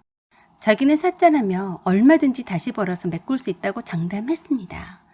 하지만 어떡합니까? 저희 부부가 도와주고 싶어도 있어야 도와드리죠. 시부모님께서도 안쓰러워서 갖고 계시던 현금을 조금 보태셨다고 했습니다. 그래서 서방님은 동서의 친정 부모님을 모시고 월세로 살다가 그마저 힘들었는지 더 협소한 월세로 이사갔어요. 그동안 폰만 재고 다녔던 사자 동서는 다른 사무소의 소속 공인중개사로 취업했지만 이런저런 일로 사고만 치고 다니는 바람에 쫓겨나고 거의 무보수로 다른 사람 밑에서 일을 배우고 있다고 하더군요. 그래서 서방님이 참 안 되어 보였습니다. 무능한 와이프에 장인 장모까지 모시고 살고 있으니 혼자 벌어서 애를 쓰더군요. 그대로 시댁에서 만난 동서는 그새 많이 폭삭 늙어버린 것 같았어요. 저와는 2살밖에 차이가 나지 않는데 마치 10년이나 차이가 나 보였습니다. 그렇게 기고만장하더니 좀 더 차분해져 보이더군요. 월세 부담 때문에 또 적은 평수로 옮기던지 아니면 변두리 지역에 전셋집을 구하든지 한다고 했습니다. 그리고 동서도 일이 많이 익숙해져서 할만하다고 하더군요. 시부모님께서는 다들 그렇게 열심히 살면서 사는 거라고 동서를 격려하셨어요. 그래서 저희 부부는 분양받은 아파트 입주를 소문내지 않고 조용히 이사했습니다. 아파트 집들이 하는 날에 동서의 씁쓸한 표정을 짓는 것을 보니 참 많은 것을 말해주는 것 같더군요. 이 집보다 더 큰 집에서 살았었는데 하고 말이죠. 그리고 나도 이깟집보다 더 좋은 집으로 이사갈 수 있어. 두고 보라고 라고 하는 것 같았습니다. 세상 부러울 것이 없던 동서가 그동안 부모 찬스로 잘난 체하며 남들을 함부로 깎아내리더니 인생의 된통 서리를 맞았습니다. 이번 기회에 좋은 교훈을 얻어서 새로운 삶의 자양분이 되기를 바라봅니다. 사연은 여기까지입니다. 여러분의 생각과 의견을 댓글로 남겨주세요. 구독 꼭 눌러주시고 알림 설정 부탁드립니다. 여기까지 시청해주셔서 감사드립니다. 항상 좋은 날 되세요. 안녕하세요. 오만사입니다. 오늘의 주제는 내가 못 살아. 미영아, 네가 왜 거기서 나와? 란 내용입니다. 오늘의 사연 시작하겠습니다. 오늘 이 이야기를 어떻게 풀어놓아야 할지 마음이 먼저 먹먹합니다. 대학 동창인 내 친구 미영이에 관한 얘기입니다. 미영이는 같은 과 미대에서 만났어요. 유난히도 얼굴이 하얗고 여리여리해 보여서 눈에 띄던 애였습니다. 우리 과 신입생 신고식 때 선배님들 사이에서 미영이를 보고서 화장했네 안 했네로 화제를 낳으며 재미삼아 투표를 할 만큼 휜 피부에다 이목구비가 뚜렷해서 화장을 안 한 수수한 맨 얼굴인데도 화장을 진하게 하고 다니는 줄 착각할 정도였습니다. 선배들 사이에선 신입생 퀸으로 등극했고 어떻게 소문이 났는지 다른 과에서도 선배 언니들이 미영이를 보러 오기도 했었네요. 저도 미영이가 눈에 띄고 특이해서 다가가서 친해졌습니다. 송승헌처럼 눈썹도 진하고 길었고 머리카락 숱도 어찌나 많고 칠흑 같은지 부러운 게 한두 가지가 아닌데 정작 본인만 모르고 있었죠. 미영이는 이 모든 게 콤플렉스라고 해서 늘 싫어했습니다. 산적처럼 눈썹이 짙고 숱이 많아서 일주일에 한 번씩은 꼭 커팅을 해줘야 하고 눈도 큰데다가 진한 눈썹 때문에 이목이 집중되어서 힐끗힐끗 쳐다보는 것도 싫었고 무엇보다도 처음 본 사람들이 인상이 강하다고 하니까 늘 신경이 쓰인다고 했습니다. 그리고 머리숱이 많고 흑색깔이 진해서 파마 머리는 엄두도 못 낸다고 했어요. 미영이 자신은 자기가 얼마나 이쁜 애인 줄은 정말 모르는 것 같았습니다. 어딜 가나 늘 시선을 받아서 이뻐서 시선을 끄는 게 아니라 자기가 동물원 원숭이처럼 특이해서 주목받는다고 착각했었어요. 그래서 친구들 말고 혼자 걸어갈 때는 땅바닥을 주시하면서 걷는 것이 습관이었습니다. 그리고 자신도 모르게 방어적으로 남자를 볼 땐 누구든지 간에 무표정하고 냉정한 태도를 취한다고 했어요. 같은 과 남학생들에게조차도 별로 대화를 하진 않았어요. 소개팅이나 미팅에도 전혀 관심이 없었고 자기에게 관심을 보이는 남자 선배나 다른 남학생들에게는 도도하고 깐깐한 태도로 일관해서인지 미영이를 어려워했습니다. 생각보다 대시하는 사람은 그리 많지 않았었죠. 그날도 미술학원 알바를 하러 시간 맞춰 급히 가려다가 습관적으로 땅만 쳐다보며 이어폰 끼고 가는 도중에 코너를 돌아오는 차량이 빵빵거리는 소리를 미처 듣지 못해서 사고를 당했습니다. 크게 부딪힌 건 아니었는데 놀라서 뒤로 넘어지면서 머리를 다쳤습니다. 잠깐 기절하고 깨어났을 땐 병원 응급실이었고 여러 가지 검사를 하느라 팔에 바늘이 여러 꽂아져 있어서 처음엔 영문을 몰라서 겁을 먹었다고 했어요. 생판 모르는 어떤 아저씨가 괜찮냐고 물으면서 말을 붙이더랍니다. 사고 당시에 기억이 없어서 영문을 몰라 겁이 나서 눈물이 났다고 해요.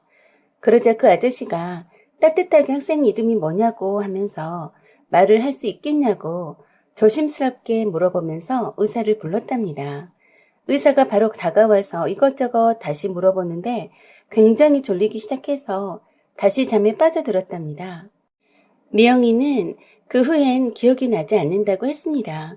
사실 미영이는 그때 사고로 넘어져서 뇌진탕으로 머리를 다쳤는데 과거의 기억을 부분적으로 잊어버렸습니다. 병원에 있었던 기억이라고는 영문도 모른 채 누워있을 때 따뜻하게 말을 건네준 아저씨 얼굴뿐이라고 했어요. 제가 미영이가 톡도 받지 않고 전화를 받지 않아서 미영이 집에 전화를 해보니까 미영이 새엄마가 병원에 사고로 있다고 말해줘서 알게 되었어요. 병원에 갔을 때 그 아저씨란 분이 있었습니다. 친구라고 하니까 보호자분이 아무도 안 오셔서 걱정이 된다고 했습니다. 미영이 새엄마에게 병원에 도착했다고 하니까 미영이 동생이 어려서 돌봐줘야 해서 당장 갈 수 없다고 하시면서 미영이 아빠에게 연락했으니 곧 도착할 거라고 조금만 대신해서 옆을 지켜달라고 부탁했습니다. 미영이 아빠는 미영이 엄마랑 미영이가 초등학교 5학년 때 이혼했다고 했어요. 화가이셨는데 집에서 늘 그림만 그리셨는데 늘 우울한 모습이었대요. 그때 미영이 엄마가 미영이에게 항상 하는 말이 너만 보고 산다 라고 하셨는데 그게 거짓말이었음을 금방 알게 되었다네요. 얼마 안 있어서 엄마가 미영이한테 아빠랑 이혼했으니 이젠 함께 살 수 없다고 하면서 아빠랑 잘 지내야 한다고 말하면서 떠나셨대요. 어린 나이에 너무 충격이었는데 미영이 아빠가 마저 남아있던 미영이 엄마 물건을 다 깨부수고 불태우고 싹 다 내버려서 더 충격을 받았다고 했습니다. 엄마의 흔적이 아무것도 없는 집에 세상이 홀로 떨어져 나와 있는 것만 같아서 많이 울었는데 미영이 아빠는 그런 미영이에게 엄청 화를 내시더래요. 엄마는 바람나서 도망갔으니 절대 엄마 찾지 말라고 하셨다네요. 그리고 미영이는 할머니 할아버지와 함께 살았는데 미영이 아빠는 할머니와 할아버지한테 맡겨놓고서는 자주 내다보지도 않았다고 했어요.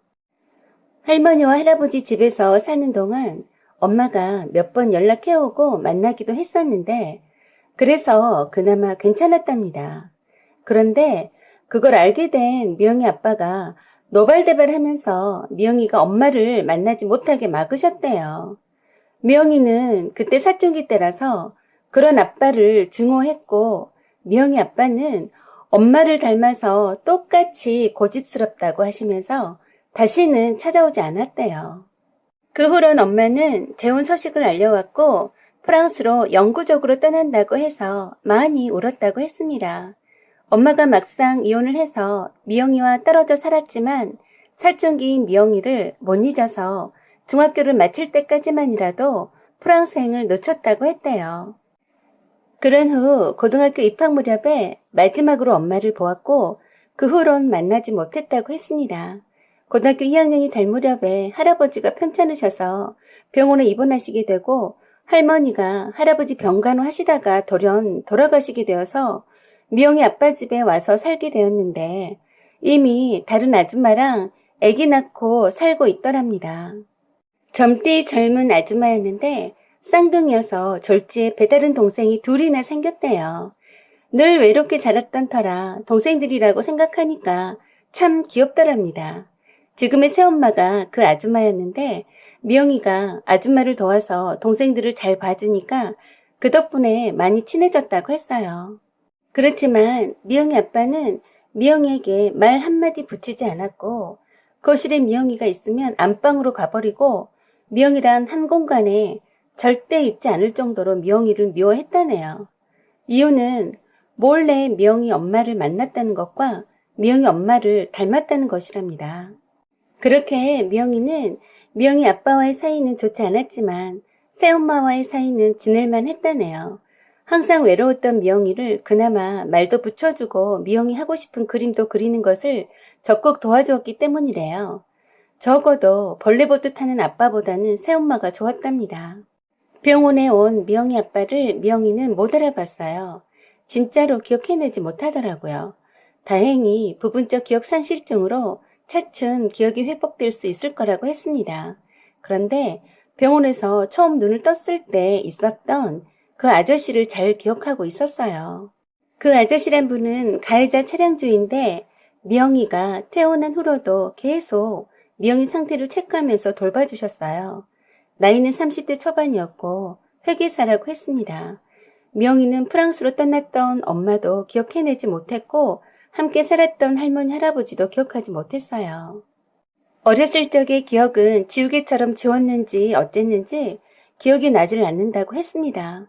물론 그 외에는 기억을 했어요. 그 아저씨란 분은 이름이 서민우라고 했습니다. 미영이가 병원에 있을 때는 매일 와서 늦게까지 병실을 지켜주고 진료 상황을 체크하고 가곤 해서 친구들도 모르는 애들이 없을 정도였습니다. 퇴원 후에도 계속 병원 통원치를 할 때마다 와서 병원에 데려다 주기도 하고 미영이와 친구들을 밥도 사주기도 하면서 이물 없는 사이가 되었습니다.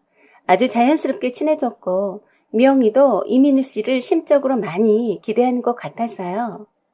미영이는 또래 애들처럼 말도 많아졌고 많이 밝아졌습니다. 사고 나기 전과는 많이 달라 보였어요. 여전히 엄마와 아빠와 함께 했던 어린 시절의 기억은 없었지만 귀여운 쌍둥이 동생들과 새 엄마는 기억을 했기 때문에 적응을 빨리 했습니다. 그리고 행복해 보이는 듯 했어요. 한 6개월 서민우 씨의 도움받으며 통원치료 받으면서 정이 많이 들었던 것 같아요. 어느 날 저에게 고백하더라고요. 서민우 씨가 점점 좋아지고 있다고요. 좋은 사람 같다며 사귀어 보고 싶다고까지 했습니다. 저도 좋은 사람 같으니 잘 되었으면 좋겠다고 했는데 벌써 커플 반지까지 끼고서 연인 사이로 발전했더라고요. 나이 차이가 조금 걸리긴 했지만 직업도 전문직에다가 인품도 괜찮아 보여서 외로움을 잘 타는 친구에게 딱이다 했었네요. 그때부터 학생이라 호주머니가 얄팍한 미영이와 친구들을 위해서 자원해서 물주가 되어주었고 미영이를 세심하게 돌봐주어서 미영이가 딴 사람 된 듯이 행복해 보였습니다. 미영이가 유일하게 기댈 수 있고 믿는 사람이 되었었죠. 그동안 프랑스에서 엄마가 연락해와도 기억해내지 못해서 미영이 엄마가 안타까워했습니다. 서민우 씨는 미영이 엄마와 통화하고 미영이 사귀는 사람으로서 인사를 드리기도 했어요. 그렇게 1년 반이 지났습니다. 그때까지도 엄마와 아빠의 기억은 없다고 했어요. 서민우 씨가 나이가 있는지라 미영이랑 빨리 결혼하고 싶어 했습니다. 서민우 씨는 미영이가 졸업과 동시에 결혼하기를 희망했고 미영이도 결혼을 빨리 해서 집에서 나와 살기를 바랬었습니다. 양가에 결혼말이 오고 가고 상견례를 앞둔 시점이었어요. 갑자기 비보가 찾아들었습니다. 서민우 씨가 산악 자전거를 타다가 낭떠러지에 떨어져서 즉사했다는 믿기 힘든 사실이 날아들었습니다. 그때 미영이가 떨리는 목소리로 저에게 전화했었어요. 서민우 씨가 죽었다고 예비 시댁에서 연락이 왔다고 하면서 믿을 수 없으니 혹시 장난 전화가 아닌지 확인 좀 해달라고 했습니다. 정신이 하나도 없는 미영이를 데리고 시신을 확인하러 갔습니다. 그때까지도 멍한 채로 허공만 쳐다볼 뿐 그럴 리 없다며 믿지 않았어요. 영화실에 있는 서민우 씨를 확인하고는 한참을 의자에 앉아서 일어나질 못했고 아무 말도 들리지 않는 듯이 눈에 초점도 없이 제 몸에 기대어 축 늘어졌습니다. 저는 미영이한테 정신 차려야 한다고 말했지만 한참 동안이나 반응이 없어서 겁이 덜컥 났더랬습니다. 그때 다행히도 미영이 예비시댁 식구들이 눈에 초점이 없는 미영이를 발견하고 의사를 불러서 진찰을 받았습니다. 서민우 씨의 장례식이 끝난 뒤에도 미영이는 말을 하지 않았고 멍하니 정신없는 사람처럼 보여서 정말 겁이 많이 났습니다. 미영이 아빠와 새엄마가 와서 큰 소리로 불렀지만 아무 소리도 들리지 않는 듯이 허공만 쳐다보고 반응을 하지 않았어요. 병원에선 뇌검사를 다시 했고 전체적인 검사를 다 해봤지만 뚜렷한 특이점이 없다고 했습니다. 정신적인 충격으로 실어장인 것 같다고 했어요. 그리고 미영이는 집으로 돌아와서 방 밖으로 한 발짝도 나오지 않는다고 해서 미영이 새엄마가 친구들이 자주 놀러와서 말 좀 붙여주기를 원해서 자주 보러 갔습니다.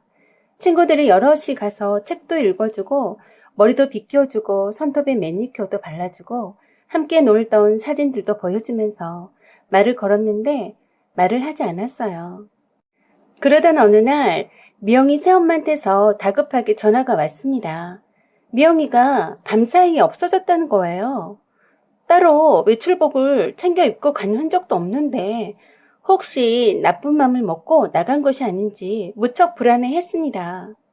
놀라서 미영이 집에 갔는데 그때까지도 돌아오지 않았다고 해서 미영이 아빠도 만사 제껴두고 미영이를 찾아서 동네를 다 뒤지고 다니셨어요.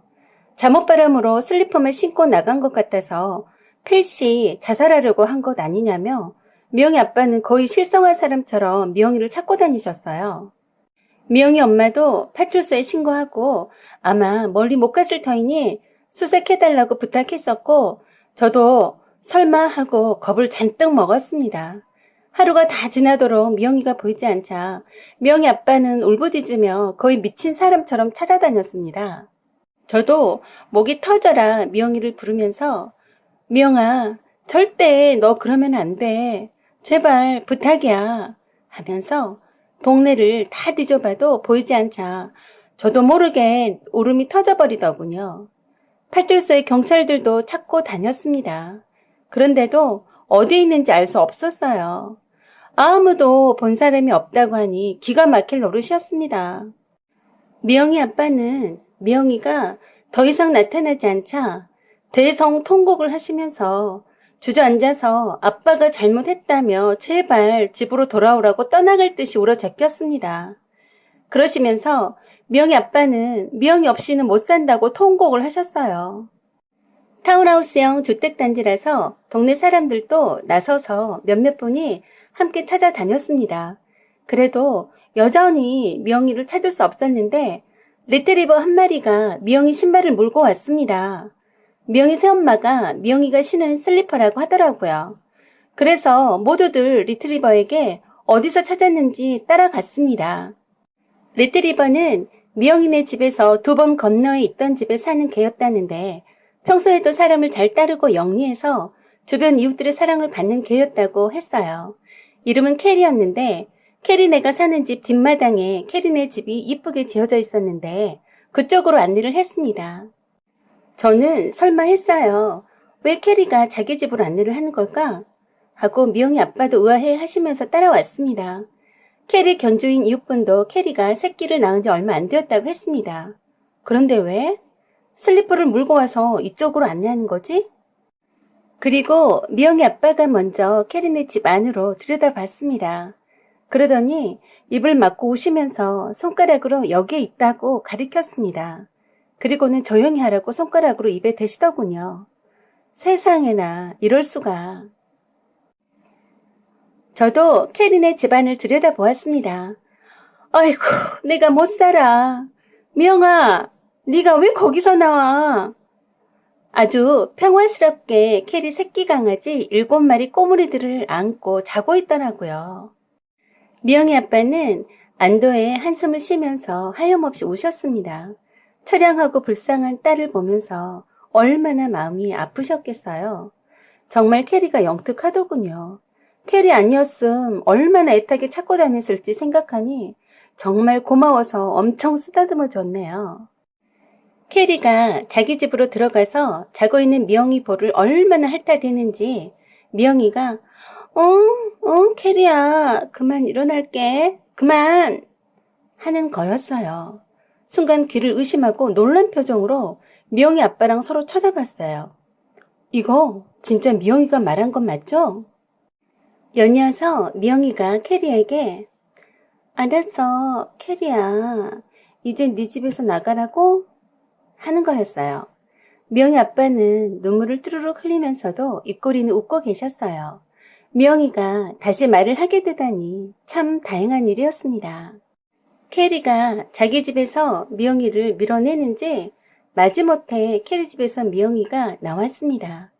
제일 먼저 미영이 아빠가 미영이를 부르면서 울면서 껴안았고 저도 미영이를 부르면서 잠옷차림으로 헝클어진 머리에 계집에서 나오는 미영이를 안아주었어요. 미영이는 예기치 못한 상황에 놀란 눈치였습니다. 다시 말을 하지 않으려 하더라고요.